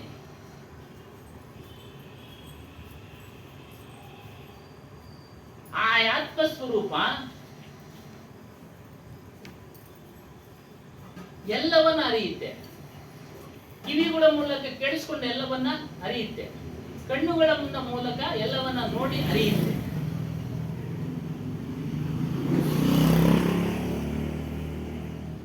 ಇದನ್ನ ನೀನು ತಿಳಿಬೇಕು ಅಂತ ಅವಳಿಗೆ ಹೇಳ್ತಾನೆ. ಮನುಷ್ಯನು ಮಾತ್ರ ಸಾಧ್ಯ ಎಲ್ಲವನ್ನ ತಿಳಿಯಕ್ಕೆ, ಬೇರೆ ಪ್ರಾಣಿಗಳಿಗೆ ತಿಳಿಯಲಿಕ್ಕೆ. ಸರ್ವಹು ಕೋ ಜಾನೆ ಸೋತೋ ಸರ್ವಹು ಸೇ ನ್ಯಾರೋ ರಹೆ सोई गुरु रूप निज पारक ला कायो है. पारक ला कायो ಏನೋ ಎಲ್ಲವನ್ನ ಸರ್ವಹುಕೋ ಜಾನೆ ಸೋತೋ, ಎಲ್ಲವನ್ನ ಅರಿಯತಕ್ಕಂಥದ್ದು. ದೇಹದ ಒಳಗೂ ಅರಿಯುತ್ತೆ, ದೇಹದ ಹೊರಗೂ ಅರಿಯುತ್ತೆ. ದೇಹದ ಒಳಗೆ ಆಗತಕ್ಕಂಥ ನೋವುಗಳನ್ನ ಅರಿಯುತ್ತೆ, ಇನ್ನು ಹೊರಗಡೆ ನೋವು ಎಲ್ಲ ಅರಿತಾ ಇದೆ. ಸರ್ವಹುಕೋ ಜಾನೆ ಸೋತೋ, ಅದು ಎಲ್ಲಕ್ಕೂ ಬೇರೆ ಇದೆ ನುಡಿದು. ಪೂರ್ಣ ಪ್ರಮಾಣದ ಜ್ಞಾನ, ಕಬೀರ್ ಜ್ಞಾನ. ಅದನ್ನ ಪಾರಕ್ ಅಂತ ಹೇಳಿದ್ರು. ಪರೀಕ್ಷಕನು ನೀನು ಅರ್ಥ ಪರೀಕ್ಷೆ ಮಾಡ್ತೀಯಲ್ಲ, ವಸ್ತುಗಳನ್ನ ಅರ್ಥ ಪರೀಕ್ಷೆ ಮಾಡ್ತೀಯ. ಒಳಗಡೆ ಈ ಕಡೆ ವಿಜ್ಞಾನ ತಿಳಿಸ್ತಾ ಇದೆ, ಜಠರ ಇದೆ, ಹೃದಯ ಇದೆ, ಬೇರೆ ಏನೇನೋ ಪಾರ್ಟ್ಸ್ಗಳವಲ್ಲ, ಅದನ್ನೆಲ್ಲ ನಾವು ವಿಜ್ಞಾನ ಮೂಲಕ ತಿಳ್ಕೊಂಡಿರ್ತೀವಿ. ಅವಾಗ ನನಗೆ ಯಾಕೋ ಎದೆ ನೋವ್ತಾ ಇದೆ, ಈ ಕಡೆ ಬಲಗಡೆ ಮೂಳೆ ನೋವ್ತಾ ಇದೆ, ಭುಜ ನೋವ್ತಾ ಇದೆ. ಒಳಗಡೆ ನೋವು ಆಗತಕ್ಕಂಥ ನೋವನ್ನು ಅರಿಯೋನು ಅದಕ್ಕೆ ಬೇರೆ ಇದ್ರೇನೆ. ಆಗ್ಲೇ ಏನ್ ಹೇಳಿದ್ವಿ, ಸೃಷ್ಟಿ ಮಾಡತಕ್ಕಂಥವನು ಅದನ್ನ ನೋಡಕ್ಕೆ ಬೇರೆ ಇದ್ರೆ ಮಾತ್ರ ಅರಿಯಕ್ಕೆ ಸಾಧ್ಯ. ಅದರಲ್ಲೇ ಸೇರ್ಕೊಂಡಿದ್ರೆ ಅರಿಯಕ್ಕೆ ಸಾಧ್ಯ ಇಲ್ಲ. ಅದೇ ಅವ್ಳು ಕೇಳಿದ್ರು, ನೀನ್ ಎಲ್ಲಿದೆ ಸೃಷ್ಟಿ ಮಾಡುವಾಗ? ಪ್ರಪಂಚನ ಸೃಷ್ಟಿ ಮಾಡುವಾಗ ಎಲ್ಲಿದೆ? ಸಾಕ್ಷಿಯಾಗಿ ಎಲ್ಲಿ ಇದ್ದೆ? ಎಲ್ಲಿ ಕುಳಿತು ನೋಡ್ತಾ ಇದ್ದೆ? ಅದೇ ಅರ್ಥ. ಎಲ್ಲವನ್ನ ಅರಿಯತಕ್ಕಂಥವನು ಬೇರೆ, ಒಳಗಾಗತಕ್ಕಂಥದ್ದವನು ಹೊರಗಡೆ ಆಗತಕ್ಕಂಥದ್ದವನು ಅರಿಯೋನು ಬೇರೆ. ಅದಕ್ಕೆ ಪಾರಕ್ ಅಂತೇಳಿ ಹೆಸರಿಟ್ರು. ಕರ್ಷಿಯ ಪರಂಪರೆಗಳು ಸತ್ಯನಾಮ ಅಂತ ಹೆಸರಿಟ್ರು. ಇನ್ನೊಂದು ಪರಂಪರೆ ಇನ್ನೊಂದು ಹೆಸರಿಟ್ಟಿದ್ದಾರೆ. ಕಬೀರ್ ಸಾಹೇಬ್ರಿಗೆ 4 ಜನ ಮೂಲ ಶಿಷ್ಯರು, ಧನಿ ಧರ್ಮದಾಸ್, ಶ್ರುತಿ ಗೋಪಾಲ್, ಜಾಗು ಸಾಹೇಬ್, ಭಗವಾನ್ ಸಾಹೇಬ್. ಈ ಬುರಾನ್ಪುರು ಮತ್ತೆ ಕರ್ಷಿಯ ಪರಂಪರೆ ಇವೆಲ್ಲ ಧನಿ ಧರ್ಮಾಸದ ಪರಂಪರೆ. ಕಬೀರ್ ಸಾಹೇಬರು ಇವರು 4 ಪಿಲ್ಲರ್ಗಳು ಇದ್ದಂಗೆ, ಅವ್ರ ಪಾಯ ಇದ್ದಂಗೆ ಅನ್ಕೊಳ್ಳೋಣ. ಒಂದು ಆಧ್ಯಾತ್ಮ ಜ್ಞಾನವನ್ನ ಮಂದಿರವನ್ನ ಕಟ್ಟಿದ್ರು. ಅದರಲ್ಲಿ ಏನ್ ಮಾಡಿದ್ರು, ಕೆಲವರು ಗೋಡೆಗಳನ್ನ ಹಾಕೊಂಡ್ಬಿಟ್ರು. ಅವ್ರಿಗೆ ಇದು ಬೇಕು, ತನ್ನ ಮಾತನ್ನ ಎಲ್ಲರೂ ಕೇಳಬೇಕು, ತನ್ನ ಮಾತನ್ನ ಎಲ್ಲರೂ ಕೇಳಬೇಕು. 16 ಪಂಥ ಎಷ್ಟೋ ಪಂಥಗಳಾಗಬೇಕು. ಅವ್ರವ್ರ ಆಚರಣೆ ಭಿನ್ನ ಭಿನ್ನ ಆಗೋಯ್ತು. ಆದ್ರೆ ವಿಚಾರ ಮಾತ್ರ ಎಲ್ಲ ಆಧ್ಯಾತ್ಮ ವಿಚಾರ. ಆಧ್ಯಾತ್ಮ ವಿಚಾರ. ಬುರಾನ್ಪುರದ ಮೂಲ ಯಾರು ಅಂತ ಅಂದ್ರೆ ಧನಿ ಧರ್ಮದಾಸರ 4ನೇ ಮಗ ನಾರಾಯಣ ದಾಸ. ಅವನಿಂದ ಅದು ಉತ್ಪತ್ತಿ ಆಯಿತು, ನಾರಾಯಣ ದಾಸ. ಎಲ್ಲರೂ ಅಲ್ಲೇ ಬಂದಿರೋದು. ಇನ್ನು 3 ಜನ ಬಿಹಾರ್ ಕಡೆ ಅಲ್ಲಿ ಇಲ್ಲೆಲ್ಲ ಹೊರಟೋದು. ಅವರು ಸಹ ಕೇಳಿದ್ವಿ ವಿಚಾರ. ಅವರು ಆತ್ಮ ವಿಚಾರ ನೀಡೋದು, ಬೇರೆ ವಿಚಾರ. ಕಬೀರ್ ಸಾಹೇಬರ ಸಂದೇಶ, ಪೂಜಾ ಪದ್ಧತಿಗಳು ಬೇರೆ ಬೇರೆ ಇದ್ದಾವೆ. ಆಗ್ಲೇ ಹೇಳ್ದಂಗೆ ನಮ್ಮ ಕಡೆ ಜನವರ ಆಗ್ತದೆ, ನಮ್ಮ ಊರು ಪರಂಪರೆ. ಜನವರದಲ್ಲಿ ಆತ್ಮ ಇಲ್ಲ, ಅದು ಜಡ. ಅದು ಜಡ. ಆತ್ಮನು ನಿನ್ನ ಸ್ವರೂಪನು ನಿನ್ನಲ್ಲೇ ಇದ್ದಾನೆ. ಸತ್ಯನಾಮ, ಸತ್ಯನಾಮ ಓ ಹೃದಯ ನೈ ಓ ಆಪ ಈ ಆಪ. ಸತ್ಯನಾಮ ಅಂದ್ರೆ ಬೇರೆ ಯಾವುದೋ ವಸ್ತು ಅಲ್ಲಪ್ಪ, ಅದು ನೀನೇ ನೀನಾಗಿದ್ಯಾ, ನಿನ್ನ ಸ್ವರೂಪವೇ ಸತ್ಯನಾಮ. ಕೆಲವರು ಪಾರಕ್ ಅಂತ ಕರೆದ್ರು, ಪರೀಕ್ಷಕನು ನೀನು ಅಂತ ಕರೆದ್ರು, ಕೆಲವರು ಸತ್ಯನಾಮ ಅಂತ ಕರೆದ್ರು. ಆದ್ರೆ ಮೂಲ ಎಲ್ಲ ಕಬೀರ್ ಸಾಹೇಬರ ಒಂದು ವಿಚಾರನೆ. ಹಾಗಾಗಿ ಇದರಲ್ಲಿ ಹೆಚ್ಚು ಕಡಿಮೆ ಏನಿಲ್ಲ. ಸುಮ್ಮನೆ ಇವರೆಲ್ಲ ಹೇಳ್ಕೊಳ್ತಾರೆ ನಮ್ದು ದೊಡ್ಡದು, ನಮ್ದು. ಅಭಿಲಾಷ್ ಸಾಹೇಬರೆಲ್ಲ ಮೇಲು ಕೀಳು ಮಾಡಬೇಡಿ, ನಮ್ ಜ್ಞಾನ ದೊಡ್ಡದು, ನಮ್ ಜ್ಞಾನ ದೊಡ್ಡದು. ಅದು ಸಾಮಾನ್ಯವಾದ ಅಪರಾಧ ಅಲ್ಲ, ಮಹಾ ಪಾಪ. ನಮ್ಮದು ದೊಡ್ಡದು. ಅವ್ರು ಹೇಳಿ ಮೇಲಿಗೆ ಕೀಳು ಬಿಡ್ಬೇಕು ಅಂತಾನೆ, ಆತ್ಮಜ್ಞಾನ ಸಿಗ್ಲಿ ಅಂತಾನೆ, ಎಲ್ಲರಿಗೂ ಸಿಗ್ಲಿ ಅಂತಾನೆ ಅವ್ರು ಕಬೀರ್ ಸಾಹೇಬ್ ಹೇಳಿದ್ರು. ಎಲ್ಲಾ ವರ್ಣದವರು ತಿಳಿಬಹುದು ಅಂತ. ಎಲ್ಲಾ ವರ್ಣದವರು, ಬ್ರಾಹ್ಮಣ, ಕ್ಷತ್ರಿಯ, ವೈಶ್ಯ, ಶೂದ್ರ, ಎಲ್ಲರೂ ಸಹ ತಿಳಿಬಹುದು ಅಂತ. ಹಾಗೆಲ್ಲ ಹಿಂದೆ ಎಲ್ಲ ಇತ್ತು, ಇಂಥವರೇ ತಿಳಿಬೇಕು ಅಂತ ನಿಗದಿ ಮಾಡಿಬಿಟ್ಟಿದ್ರು. ಅದನ್ನ ಕಬೀರ್ ಸಾಹೇಬರು, ಬುದ್ಧ ಇವರೆಲ್ಲ ಬಿಡಿಸಿದ್ರು. ಹೀಗಾಗಿ ಎಲ್ಲರೂ ತಿಳಿಯತಕ್ಕಂಥ ಯಾವುದು ಆತ್ಮಸ್ವರೂಪ, ಪಾರಕ್ ಸಿದ್ಧಾಂತ. ಯಾವುದು ಹೆಚ್ಚು ಕಡಿಮೆ ಅಂತ ಮಾಡಬೇಡಿ. ಅವರು ಮೇಲು ಕೀಳು ಬಿಡಿ ಅಂತ ಹೇಳಿದ್ರು.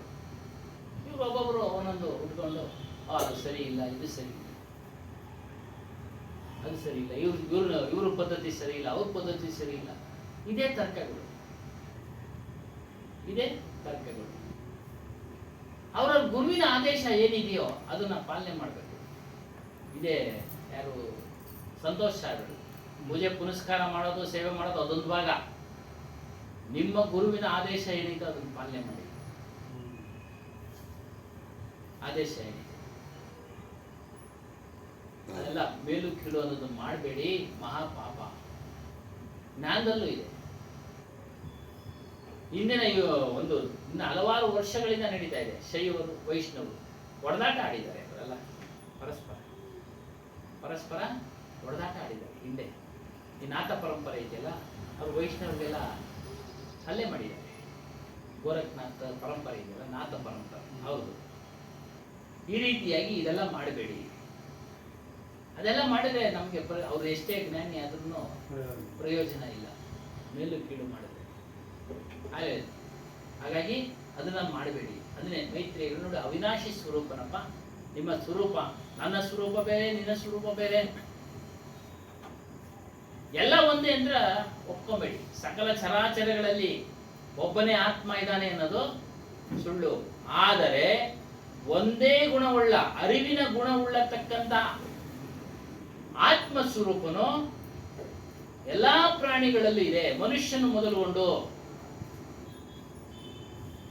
ಅದನ್ನ ಕಬೀರ್ ಸಾಹೇಬ್ ಬಿಡಿಸಿದ್ರು. ಅದ್ವೈತ ಸಿದ್ಧಾಂತ ಶಂಕರಾಚಾರ್ಯರು ಒಂದೇ ಆತ್ಮ ಎಲ್ಲ ಚರಾಚರಗಳಲ್ಲಿ ಅಡಗಿದೆ ಅಂತ ಅವ್ರೇನ್ ಹೇಳಿದ್ರು, ಇವ್ರು ಬರೋದ್ರ ಗೊತ್ತಿಲ್ಲ. ಆದ್ರೆ ಕಬೀರ್ ಸಾಹೇಬ್ ಅದನ್ನು ಬಿಡಿಸಿದ್ರು. ಒಂದೇ ಗುಣವುಳ್ಳ ಅರಿವಿನ ಗುಣ ನಿಮ್ಮಲ್ಲೂ ಇದೆ, ನಮ್ಮಲ್ಲೂ ಇದೆ, ಇಡೀ ಪ್ರಪಂಚದಲ್ಲಿರ್ತಕ್ಕಂಥ ಪ್ರಾಣಿಗಳಲ್ಲಿದೆ. ಪ್ರಾಣಿಗಳಿಲ್ವಾ? ಇದೆ. ಅವು ಜೀವ ಭಯ ಓಡೋಗ್ತಾವಲ್ಲ, ಜೀವ ಭಯದಿಂದ ಓಡೋಗ್ತಾವ. ಅರಿವಿದೆ. ಊಟ ಮಾಡ್ಬೇಕು ಅನ್ನೋ ಅರಿವಿದೆ, ನಿದ್ದೆ ಮಾಡ್ಬೇಕು ಅನ್ನೋ ಅರಿವಿದೆ. ಆದ್ರೆ ನಮಗೆ ವಿಚಾರ ಮಾಡತಕ್ಕಂತ, ವಿಮರ್ಶೆ ಮಾಡತಕ್ಕಂತ ಅರಿವಿನ ಶಕ್ತಿ ಅವುಗಳಲ್ಲಿಲ್ಲ, ಪ್ರಾಣಿಗಳಲ್ಲಿ. ಆದ್ರೆ ಅವುಗಳಲ್ಲೂ ಆತ್ಮನಿದ್ದಾನೆ. ಅರಿವಿನ ಗುಣವುಳ್ಳತಕ್ಕಂಥ ಆತ್ಮನು ಪ್ರಾಣಿಗಳಲ್ಲಿದ್ದಾನೆ. ಇದನ್ನ ಬಿಡಿಸುದು ಒಂದೇ ಗುಣ, ಅರಿವಿನ ಗುಣ. ಮತ್ತೆ ಕೆಲವರು ಬುದ್ಧಿವಂತರು, ಕೆಲವರು ದಡ್ಡರು, ಅವರವರ ಸಂಸ್ಕಾರಗಳು, ಇಂದಿನ ಮಾಡಿರ್ತಕ್ಕಂಥ ಕೆಲಸ ಕಾರ್ಯಗಳ ಆಧಾರದ ಮೇಲೆ ನಿರ್ಧಾರ ಆಗ್ಬಿಡ್ತವೆ. ಕೆಲವರು ಆಮೇಲೆ ಬುದ್ಧಿವಂತರಾಗ್ತಾರೆ. SLC ನಲ್ಲಿ ಜಸ್ಟ್ ಪಾಸ್ ಮಾಡಿರ್ತಾರೆ, ಮಾಧ್ಯಮಗಳಲ್ಲಿ ಬರ್ತಾ ಇರ್ತಾರೆ, ಪೇಪರ್ನಲ್ಲಿ ಬರ್ತಾ ಇರ್ತಾರೆ. IAS ಮಾಡಿರ್ತಾರೆ ಆಮೇಲೆ. SLC ನಲ್ಲಿ ಜಸ್ಟ್ ಪಾಸು, ಅವರೇ ರ್ಯಾಂಕ್ ಸ್ಟೂಡೆಂಟ್ ಅಲ್ಲ. ಆಮೇಲೆ ಅವ್ರ ಬುದ್ಧಿ ಶಕ್ತಿ ಅಭಿವೃದ್ಧಿ ಆಗ್ತದೆ.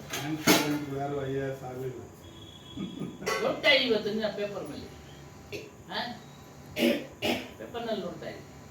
ಅದನ್ನ ಆಗೇ ಹೇಳಿದ್ರು ಜ್ಞಾನಿಗಳು. ಅವರವರು ಬೆಳೆಸಿದಂಗೆ ಅವರವ್ರ ಸಂಸ್ಕಾರದ ಫಲ, ಅವರು ಯಾವ್ಯಾವ ರೀತಿ ಸಾಧನೆ ಮಾಡ್ತಾರೋ ಆ ರೀತಿ. ಹೇಳಿ ಮಾತಾಡಕ್ಕೆ. ಹೌದೌದು, ದೊಡ್ಡ ಗುರುಗಳಾಗ್ತಾರೆ. ಸಿದ್ಧಾರೂಢರು ಅಷ್ಟೇ, ಸಾಮಾನ್ಯ ಒಂದು ಆಶ್ರಮದಲ್ಲಿ ಸಗಣಿ ಅಂತ ಕೆಲಸ. ಆದ್ರೂ ವಿಚಾರಗಳನ್ನ ಕೇಳ್ಕೊಂಡು ಮನನ ಮಾಡ್ತಾ ಇರ್ತಾರೆ. ಯಾರೋ ಒಬ್ರು ಪ್ರಶ್ನೆ ಕೇಳ್ತಾರೆ, ನಿಮ್ಮ ಅಣ್ಣ ಅವ್ರು ಹೇಳ್ತಾ ಇದ್ದಲ್ಲ, ಹಾಗಾಗಿ ಇವರು ಉತ್ತರ ಕೊಡ್ತಾರೆ, ನಮ್ಮ ಹುಡುಗ ಕೊಡ್ತಾನೆ. ಹಾಗೆ ಅವ್ರವ್ರು ಬೆಳೆಸ್ದಂಗೆ ಸಾಧನೆ ಅದನ್ನೇ ಚಿಂತನೆ ಮಾಡ್ತಾ ಇರ್ತಾರೆ. ಅವ್ರಿಗೆ SLC ಆದ್ಮೇಲೆ ಬುದ್ಧಿ ಅವ್ರಿಗೆ ಮೆಚುರಿಟಿ ಬಂದ್ಬಿಡ್ತು.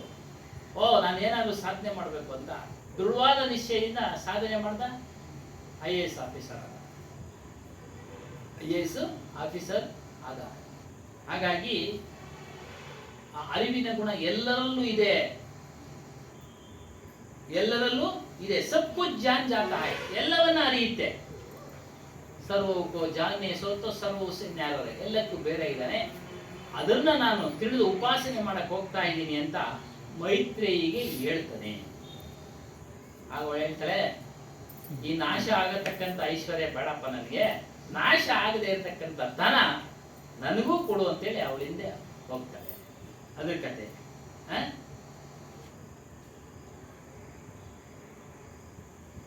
ವ್ಯಕ್ತಿ का जो सबसे प्यारा है वो अपनी आत्मा है. ಆತ್ಮದ ಅರ್ಥ ನೀವೇ. ಚೈತನ್ಯ ಅಂತಾರೆ, ರಾಮ ಅಂತಾರೆ, ಒಟ್ನ ಅವ್ರವ್ರ ಇಷ್ಟದಂತೆ ಅವ್ರವ್ರ ಅಭಿಪ್ರಾಯದಂತೆ ಕರೀತಾರೆ. ಇದನ್ನ ನೀನು ಪ್ರೀತಿಸುವಂತನಾಗು, ಇದರಲ್ಲಿ ನೀನು ಚಿಂತನೆ ಮಾಡುವಂತನಾಗು ಅಂತೆ. ಹೊರಗಿನ ವಸ್ತುಗಳು ಎಷ್ಟೇ ಪ್ರೀತಿ ಉಳ್ಳದಾಗಿದ್ರು ಒಂದಲ್ಲ ಒಂದು ದಿನ ನಷ್ಟ ಆಗತ್ತೆ. ಬಾಹರ್ ಕಿ ವಸ್ತು ಯಾ ಚಾಹೆ ಜಿತನಿ ಪ್ರಿಯಕರ ಹೋ,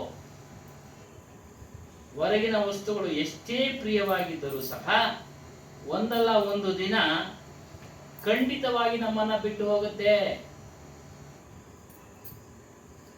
ಆದರೆ ನಮ್ಮ ಅರಿವು ಸ್ವರೂಪ ಹುಟ್ಟಿದಾರಾಭ್ಯ ಮರಣದವರೆಗೂ ಬಿಡೋದಿಲ್ಲ.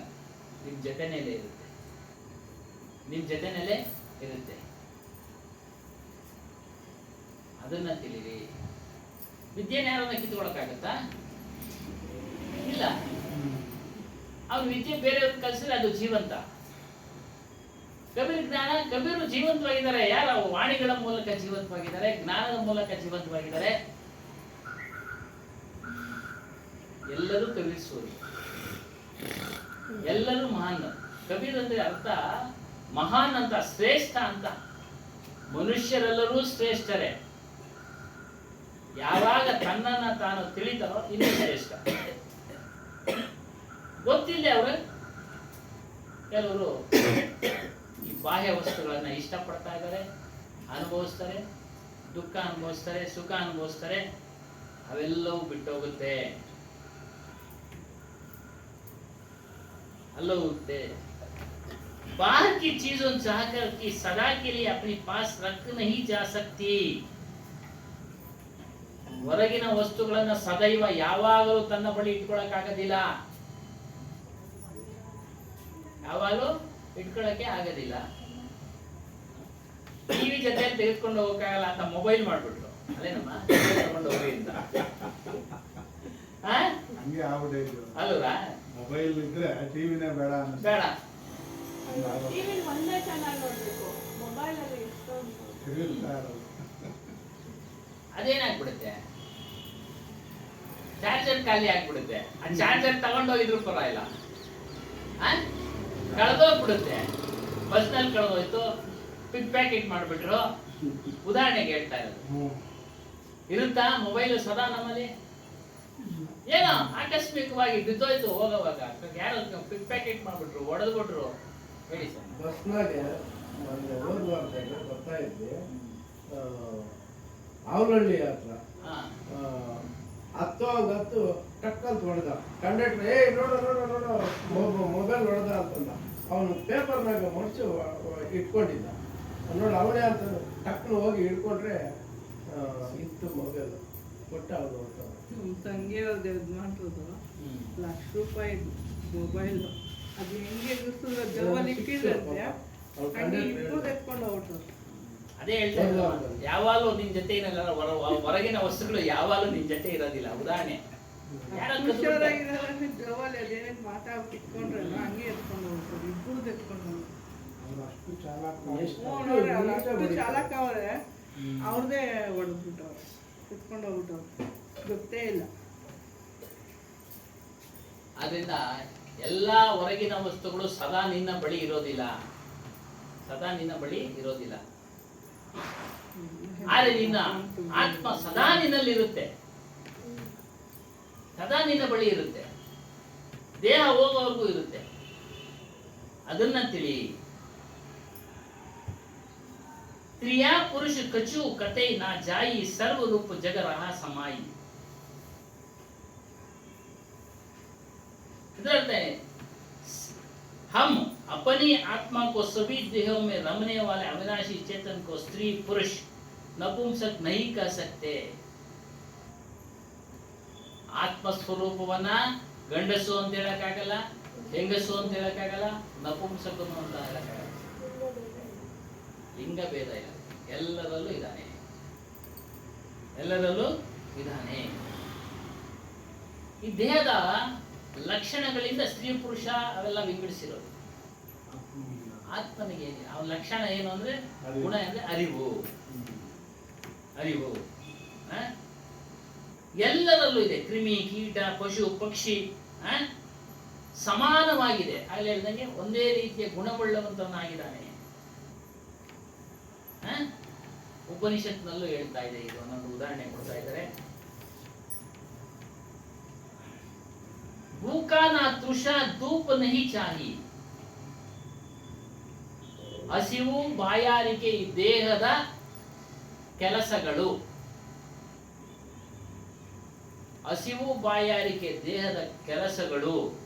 ಆದರೆ ಆತ್ಮನಲ್ಲಿ ಆ ರೀತಿ ಹಸಿವು ಇಲ್ಲ, ಆ ರೀತಿ ಬಾಯಾರಿಕೆನೂ ಇಲ್ಲ, ಆ ರೀತಿ ಬಾಯಾರಿಕೆನೂ ಇಲ್ಲ.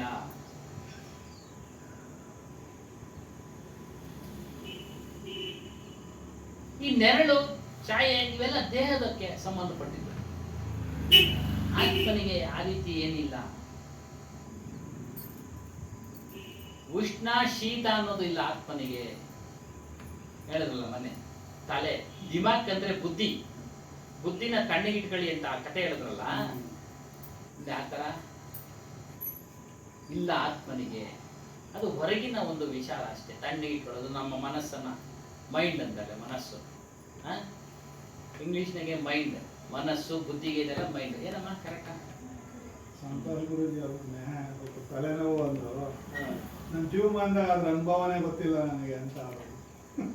ಇದೇ ಗೊತ್ತಿಲ್ಲ ಅವರು ಪ್ರಾಪಂಚಿಕ ವ್ಯವಹಾರಗಳಲ್ಲಿ ಇರೋದಿಲ್ವಲ್ಲ, ಹಾಗಾಗಿ ಮತ್ತು ಅವರು ಒಂದು ಶಿಕ್ಷಣ ಆ ರೀತಿ ಇರುತ್ತೆ. ಊಟೋಪಚಾರಗಳಲ್ಲಿ ಒಂದೊತ್ತು ಊಟ ಮಾಡ್ತಾ ಇದ್ರಂತೆ, ಬರ್ತಾ ಹೇಳಿದ್ರು. ಒಂದೊತ್ತು ಊಟ ಮಾಡ್ತಾ ಇದ್ದೆ, ಡಾಕ್ಟರ್ ಹೇಳಿದ್ರಂತೆ ಒಂದೊತ್ತು ಮಾಡಬೇಡ, ಎರಡೊತ್ತು ಮಾಡು, ಇಲ್ಲಾಂದ್ರೆ ನಿನ್ನ ದೇಹ ಶಿಥಿಲವಾಗುತ್ತೆ, ನಿನ್ನ ದೇಹ ಶಿಥಿಲವಾಗುತ್ತೆ. ಹಾಗೆ ಎರಡೊತ್ತು ಊಟ ಮಾಡ್ತಾರೆ. ಕನ್ನಡಕ್ಕೆ ಆಗ್ತಾ ಇದ್ದೀರಲ್ಲ ಅಂದ್ವಿ. ಇತ್ತೀಚೆಗೆ ಸ್ವಲ್ಪ ಇದಾಗಿದೆ, ವಯೋಸಹಜ ತಲೆನೋವು ಬಂದಿಲ್ಲ ಅಲ್ವಾ. ಹಿಂದಿನ ಕಾಲದವ್ರು ಇದ್ದಾರೆ, ತಲೆನೋವು ಜ್ವರ ಬರದೇ ಇದ್ದವ್ರು ಇದ್ದಾರೆ. ಅವ್ರವ್ರ ಆರೋಗ್ಯದ ವಿಚಾರದಲ್ಲಿ ಅದು ಇದಾಗುತ್ತೆ. ಕೆಲಸ ಮಾಡೋ ವಿಚಾರದಲ್ಲಿ ಕಂಪ್ಯೂಟರ್ ಅವ್ರು ನೋಡ್ತಾನೆ ಇರ್ತಾರೆ, ಟೆನ್ಷನ್ನು. ನಾವು ಕಂಪ್ಯೂಟರ್ ನೋಡಿದ್ಮೇಲೆ ಎಲ್ಲ ಓದ್ಬಿಟ್ಟು ಅದೇನಮ್ಮ ಅಲ್ವಾ, ಟೆನ್ಷನ್ ತಗೊಳ್ತೀವಿ ನಾವು. ರಾತ್ರಿ ಹೊತ್ತು ಫೋನ್ ಮಾಡ್ಬಿಟ್ಟಿದ್ದಾರೆ ನಮ್ಗೆ, ಆ ಕೆಲಸದಲ್ಲಿ ಇದ್ದಾರೆ. ನಾವು ರೇಟಿಂಗ್ ಕೆಲಸ, ಇನ್ವೆಸ್ಟಿಗೇಷನ್ ರೈಟ್ರು. ಮನೇಲಿ ಫೋನ್ ಮಾಡಿದ್ರು, ನಮ್ಗೆ ಈಗ ಸಂಬಂಧನೇ ಇಲ್ಲ. ಯಾರೋ ಪಾಪ ಕಲಿಯೋರು ಇರ್ತಾರಲ್ಲ, ಕೇಳ್ತಾರೆ, ಸರ್ ಇಂಥ ಪ್ರಾಬ್ಲಮ್ ಆಗ್ಬಿಟ್ಟಿದೆ, ನಿನ್ನ ಶಿಷ್ಯ ಇಲ್ಲ, ಅವನು ರಜೆ ಹಾಕ್ಬಿಟ್ಟಾನೆ ಹೇಳಿ. ಯಾವುದೋ ಒಂದು ಕೇಸ್ಗೆ ಹಿಂಗೆ ರಾತ್ರಿ ಹೊತ್ತು ಅವಾಗ ಫೋನ್ ಮಾಡ್ಬಿಡೋದು 12 ಗಂಟೆಯಲ್ಲಿ. ಆಗಲೇ ಕೇಳಿದೆ ಅಣ್ಣನ, ನಿದ್ದೆ ಬರುತ್ತಾ? ಇಲ್ಲ, ಒಂದ್ಸರಿ ಎಚ್ಚರಿಕೆ ಆಗ್ಬಿಟ್ಟು ಬರಲ್ಲ. ಹಂಗೆ ಅವಾಗ ಹಾಕ್ಬಿಡೋದು ನಮಗೆ. ಒಳ್ಳೆ ನಿದ್ದೆ ಟೈಮ್ನಾಗ ಫೋನ್ ಮಾಡ್ಬಿಡೋರು.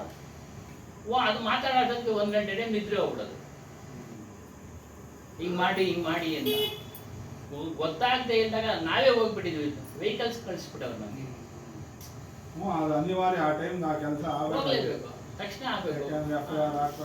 ಮತ್ತೊಂದು ಏನೋ ಒಂದು ಮಾಡ್ಬೇಕಂತ ಅವ್ರು ಗೊತ್ತಾಗಲ್ಲ ಅಂದ್ರೆ ನಮ್ಗೆ ಕರ್ಸ್ಕೊಂಡ್ಬಿಡೋರು. ಹಂಗೆ ಆ ರೀತಿಯಾಗಿ ತಲೆ ಬಿಸಿ ಆಗ್ಬಿಟ್ಟಾಗ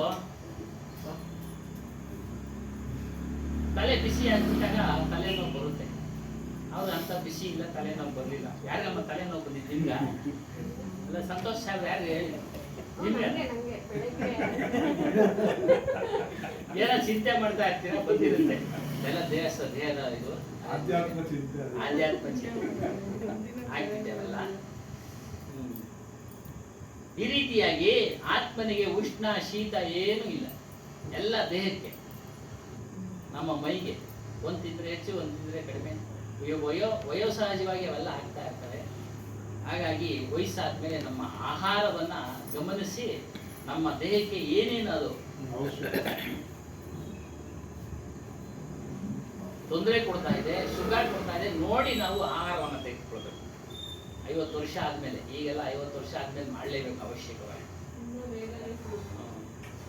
ಕಾಯಕಲ್ಪ ಮಾಡ್ತಾ ಇದ್ದೀರಾ, ಇನ್ನ ಬೇಗ ಅಂತೀರಲ್ಲಮ್ಮ. ಸಾಮಾನ್ಯ ಜನ ಕೇಳ್ತಾ ಇರೋದು. ಹೌದಾ? ಬಂದೇ ಬರುತ್ತೆ, ಅದು ಸರ್ವೇ ಸಾಮಾನ್ಯ. ಎಲ್ಲ ಯೋಗ ಮಾಡಿದವ್ರು ಅದನ್ನು ಹೇಳ್ತಾರೆ ಕಬೀರ್ ಸಾಹೇಬ್. ಇವರೆಲ್ಲ ಈ ಗೋರಖ್ನಾಥ್ ಅಂತ ಅವನು ಯೋಗಿ, ಅವನು ಕಾಯಕಲ್ಪ ಮಾಡ್ತಾ ಇದ್ದಾನೆ. ಕಾಯಕಲ್ಪ ಮಾಡ್ಕೊಂಡು 1000 ವರ್ಷ ಜೀವಿಸ್ಬೇಕು ಆಗಲಿಲ್ಲ. ನಿಗದಿ ಟೈಮ್ ಫಿಕ್ಸ್ ಆಗಿತ್ತು ಮೊದಲೇ. ನೋಡಿ, ಅವೆಲ್ಲ ಜ್ಞಾನಿಗಳಿಗೆ ಅವ್ರಿಗೆ ಗೊತ್ತಿರಲ್ಲ, ಹೊರಟೋಗ್ತಾರೆ. ಅದು ಇಷ್ಟು ವರ್ಷ ಅಂತ ಅಷ್ಟೇ. ಮೈಕಲ್ ಜಾಕ್ಸನ್ ಹಂಗೇನು ಹೇಳ್ತಾರಲ್ಲ, ಡಾಕ್ಟರ್ಗಳನ್ನ ಇಟ್ಕೊಂಡಿದ್ದಾನೆ, ಪ್ರತಿ ಟೈಮು ಏನೇನು ತಿನ್ಬೇಕು, ಏನೇನು ಮಾಡ್ಬೇಕು. ಪ್ರಯತ್ನ ಮಾಡೋದು ಒಳ್ಳೇದಲ್ಲ. ಪ್ರಯತ್ನ ಮಾಡ್ಬೇಕಮ್ಮ, ತಪ್ಪೇನಿಲ್ಲ, ಒಳ್ಳೇದಿಲ್ಲ. ನಾವು ಯೋಗ ಕ್ಲಾಸ್ ಯೋಗ ಮಾಡ್ತಾ ಇದ್ವಿ ಮೊದಲು, ಇದೆಲ್ಲ ಸಾಧನೆ ಮಾಡ್ತಾ ಇದ್ವಿ, ಆಮೇಲೆ ಯೋಗಕ್ಕೆ ಬಂದ್ವಿ. ಸಾಧನೆ ಮಾಡ್ತಾ ಇದ್ವಿ, ಚೆನ್ನಾಗಿ ತಿಂತಾ ಇದ್ವಿ, ಚೆನ್ನಾಗಿ ಹರಗೋಗೋದು. ಕುತ್ತಿಗೆನೂ ದೇಹ ಒಂದೇ ಆಗ್ಬಿಟ್ಟು BP ಹೊಡ್ಬಿಟ್ಟು ಪ್ಯಾರಾಲಿಸಿಸ್ ಹೊಡ್ಬಿಡ್ತು ಮುಖಕ್ಕೆ. ವಾಸಿ ಮಾಡ್ಕೊಂಡ್ವಿ, ಆಮೇಲೆ ದೇಹ ಇಳಿಸ್ಕೊಂಡ್ವಿ, ಯೋಗ ಹೋದ್ವಿ. ಅಷ್ಟೇ. ಪ್ರಯತ್ನ ಮಾಡಿ ಇರೋ ಅಷ್ಟು ದಿನ ಚೆನ್ನಾಗಿರೋದಕ್ಕೆ ಪ್ರಯತ್ನ. ಈ ಔಷಧಿಗಳು ಅಷ್ಟೇ, ಒಂದು ಪ್ರಯತ್ನ ಅಷ್ಟೇ. ದೇಹದ ಆಹಾರ ಇರ್ತದಲ್ಲ, ಅದು ಮುಖ್ಯ ನಮ್ಗೆ. ಆ ನಾವು ತೆಗೆದುಕೊಳ್ಳೋ ಆಹಾರ. ಹಾಗೆಲ್ಲ ಅವರು ಸಾವಯವ ಗೊಬ್ಬರದಿಂದ ಮಾಡೋರು, ಚೆನ್ನಾಗಿ ಸತ್ವ ಇತ್ತು, ಇವಾಗೆಲ್ಲ ಇಲ್ಲ. ಹಾಗಾಗಿ ತಲೆನೋವು ಬರುತ್ತೆ, ಮತ್ತೊಂದು ಬರ್ತಿದೆ ಇಲ್ಲಿ. ಈ ರೀತಿಯಾಗಿ ಆತ್ಮನಿಗೆ ಉಷ್ಣ ಶೀತ ಅನ್ನೋದೇನಿಲ್ಲ, ಅವನು ದೇಹಕ್ಕೆ ಅತೀತ. ದೇಹಕ್ಕೆ ಅತೀತ. ಅತೀತ ಅಂದ್ರೆ ಬೇರೆ. ಕೃಷ್ಣನು ಅದೇ ಹೇಳೋದು ಅರ್ಜುನನಿಗೆ, ವಿಷಯಗಳಿಗೆ ಗುಣಗಳಿಗೆ ಅತೀತನಾಗಿರು, ಸಾಕ್ಷಿ ಸ್ವರೂಪ, ನೀನು ಆತ್ಮಜ್ಞಾನಿಯಾಗು. ಗುಣಗಳು ಮನುಷ್ಯನಲ್ಲಿ ಪ್ರತಿಯೊಬ್ಬರಲ್ಲೂ ಇರ್ತಿದೆ, ರಸತ್ವ ರಜ ತಮ ಗುಣಗಳು. ಸತ್ವ ಅಂದ್ರೆ ಸಾತ್ವಿಕ ಗುಣ, ಒಳ್ಳೇದು ಮಾಡಬೇಕು, ಪರೋಪಕಾರ ಮಾಡಬೇಕು. ರಜೋಗುಣ ಅಂದ್ರೆ ಬೇಕು ಬೇಕು ಅನ್ನೋದೇ. ತಾಮಸ ಗುಣ ಅಂದ್ರೆ ನಿದ್ರೆ ಮಾಡು, ಊಟ ಮಾಡು, ಅಷ್ಟೇ ಮಲಗು, ಆಲಸಿ, ಏನನ್ನು ತಿಳಿಯಕ್ಕೆ ಇಷ್ಟಪಡಲ್ಲ, ಈ ಕಷ್ಟನೂ ಪಡೋದಿಲ್ಲ. ಇದು ಸರಳವಾದ ಅರ್ಥ, ಇನ್ನು ಬಹಳ ಅರ್ಥಗಳಿದೆ. ಹಾಗಾಗಿ ಒಂದೊಂದೇ ರೀ. ಹಾಗೆ ಅದು ಆ ಗುಣಗಳಿಗೆ ಅತೀತನಾಗಪ್ಪ ನೀನು ಅರ್ಜುನ. ಭಗವದ್ಗೀತೆಯಲ್ಲೂ ಸಾಕಷ್ಟು ಸತ್ವಗಳು ವಿಚಾರಗಳಿದೆ. ಗುಣಗಳಿಗೆ ಅತೀತನಾಗ, ಅವುಗಳನ್ನೆಲ್ಲ ಬಿಡುವಂತವನಾಗ. ಪೂಜೆ ಪುನಸ್ಕಾರಗಳಿಗೆ ಅತೀತನಾಗು ನೀನು. ಅವಳೆಲ್ಲಿಂದ ನಿನಗೆ ಆತ್ಮಜ್ಞಾನಿ ಆಗ ಸಾಧ್ಯ ಇಲ್ಲ. ಅವೆಲ್ಲ ಬೇಕು, ಏನಾದ್ರು ಬೇಕು ಅನ್ನೋದು ಮಾಡ್ಬೇಕಷ್ಟೇ. ಅಂದ್ರೆ ಆತ್ಮಜ್ಞಾನಿ, ಆತ್ಮ ಸುಖ, ಶಾಶ್ವತವಾದ ನಿರಂತರ ಸುಖ ಬೇಕು ಅನ್ನೋನು ಅವಳನ್ನೆಲ್ಲ ಬಿಡಬೇಕು. ಪೂಜೆ ಮಾಡುವುದಾದ್ರೆ ನಿಷ್ಕಾಮದಿಂದ ಗುರು ಸೇವೆ ಪೂಜೆ ಮಾಡಿ. ನಿನಗೆ ಕಲ್ಯಾಣವನ್ನ ಮಾರ್ಗವನ್ನ ತೋರಿಸತಕ್ಕಂಥ ಗುರು ಒಬ್ಬನೇ. ಕೃಷ್ಣನು ಗುರು ಮಾಡ್ತಾನೆ. 3 ಜನ ಗುರುಗಳು, ಅಕ್ರು, ಸಾಂದೀಪಿನಿ ಮತ್ತೆ ಇನ್ನೊಬ್ರು, ಒಟ್ಟು 3 ಜನ ಗುರು. ಸಾಂದೀಪಿನಿ ಅವರಿಗೆ ಆತ್ಮಜ್ಞಾನ ತಿಳಿಸ್ತಾರೆ, ಕುಲಗುರುಗಳೊಬ್ರು, ಮಧ್ಯದವರು ಇನ್ನೊಬ್ರು ಶಿಕ್ಷಣ ಗುರುಗಳು, ಸಾಂದೀಪಿನಿಯವರು ಆತ್ಮಜ್ಞಾನ ತಿಳಿಸ್ತಾರೆ. ಆ ರೀತಿಯಾಗಿ ಆತ್ಮ ವಿಚಾರ, ಆತ್ಮವನ್ನ ತಿಳಿಯಕ್ಕೆ ಇಷ್ಟಪಡು. ಅದು ಯಾವುದು ಉಷ್ಣನೂ ಇಲ್ಲ, ಶೀತನೂ ಇಲ್ಲ, ಅದಕ್ಕೆ ಬಾಯಾರಿಕೆನೂ ಇಲ್ಲ, ಹಸಿವಿಲ್ಲ. ಆತ್ಮನಿಗೆ ದೇಹಕ್ಕೆ ಹಸುವು, ದೇಹಕ್ಕೆ ಹಸುವು. सदगुरु ने ऊपर जीव के शुद्ध लक्षण बताए, ना स्त्री पुरुष, ಅವನು ಸ್ತ್ರೀ ಏನಲ್ಲ, ಪುರುಷನೂ ಅಲ್ಲ, ನಪುಂಸಕನೂ ಅಲ್ಲ. ಅವನಲ್ಲಿ ಏನು ಇಲ್ಲಪ್ಪ ಹೆಚ್ಚು ಕಡಿಮೆ. ಅವನು ಶುದ್ಧ ಚೈತನ್ಯ, ಶುದ್ಧ. ಅವನು ಶುದ್ಧನಲ್ಲಿ ಶುದ್ಧ. ಅವನು ಅಂತ ಒಂದು ಸ್ವರೂಪವನ್ನ ತಿಳಿದ್ರೆ ಮಾತ್ರ ನೀನು ಈ ಒಂದು ಹುಟ್ಟು ಸಾವುಗಳ ಬಂಧನದಿಂದ ಬಿಡುಗಡೆ ಆಗ್ತೀಯ. ಹುಟ್ಟಿ ಎಷ್ಟೋ ಜನ್ಮಗಳನ್ನ ಎತ್ಬಿಟ್ಟಿದ್ದೀವಿ, ಈಗ ಮನುಷ್ಯ ಜನ್ಮ ಬಂದಿದೆ. ಇದು ದುರ್ಲಭ ಬರೋದು. ತಿರ್ಗಾ ಮತ್ತೆ ಕಳ್ಕೊಂಡ್ಬಿಟ್ರೆ ಎಷ್ಟೋ ವರ್ಷಗಳು ಮತ್ತೆ ಬರೋದು, ಎಷ್ಟೋ ಯುಗಗಳಾಗ್ಬೋದು, ಎಷ್ಟೋ ವರ್ಷ, ಸಾವಿರಾರು ವರ್ಷಗಳಾಗ್ಬೋದು. ಈಗ ಬಂದಿದೆ, ಇದನ್ನ ಸದುಪಯೋಗ ಪಡಿಸ್ಕೋ. ಅದು ನಿನ್ಗೆ ನಿರ್ಭಯತೆಯನ್ನು ತರುತ್ತೆ. ನಿರ್ಭಯತೆ. ನಾನು ಅದು ಮಾಡಲಿಲ್ಲ ಏನಾಗ್ಬಿಡುತ್ತೋ, ಇದು ಮಾಡಲಿಲ್ಲ ಏನಾಗ್ಬಿಡುತ್ತೋ, ಆ ಪೂಜೆ ಮಾಡಲ್ಲ, ಅವೆಲ್ಲ ಏನೂ ಆಗೋದಿಲ್ಲ. ಧೈರ್ಯ ತಂದ್ಬಿಡುತ್ತೆ, ಏನೂ ಆಗೋದಿಲ್ಲ. ಅದರಿಂದ ಅಂತ ಒಂದು ಅಮರತ್ವ, ಸಾವಿಲ್ಲದೆ ಇರ್ತಕ್ಕಂಥ ಆ ಒಂದು ಸ್ಥಿತಿನ ನೀನು ಪಡ್ಕೋ ಅಂತ ಸದ್ಗುರು ಕಬೀರ್ ಸಾಹೇಬರು ವಿಚಾರವನ್ನ, ಅಭಿಲಾಷ್ ಸಾಹೇಬರು ನಮಗೆ ಗ್ರಂಥದ ಮೂಲಕ ನಮಗೂ ನಿಮಗೂ ಎಲ್ಲರಿಗೂ ಹೇಳ್ತಾ ಇದ್ದಾರೆ, ತಿಳಿಸ್ತಾ ಇದ್ದಾರೆ. ಆ ಒಂದು ಸ್ವರೂಪದ ವಿಚಾರದಲ್ಲಿ ನಾವು ಸತತವಾಗಿ ಸಾಧನೆ ಮಾಡಿ ಅದನ್ನ ಪಡೆಯೋಣ, ಅದರಲ್ಲಿ ಲೀನ ಆಗೋಣ ಅಂತ ಹೇಳ್ತಾ ಈ ದಿನ ಸತ್ಸಂಗ ಕಾರ್ಯಕ್ರಮವನ್ನು ಇಲ್ಲಿಗೆ ಮುಕ್ತಾಯ ಮಾಡಿದ್ದಾರೆ. ಬೋಲಿಯೇ ಶ್ರೀ ಸತ್ಯನಾಮ ಆದಿ ಕಬೀರ್ ಸಾಹೇಬ ಕಿ ಜೈ, सदगुरु श्री हनुमान साहेब की जय, माता जी की जय, सर्व संत महंत की जय।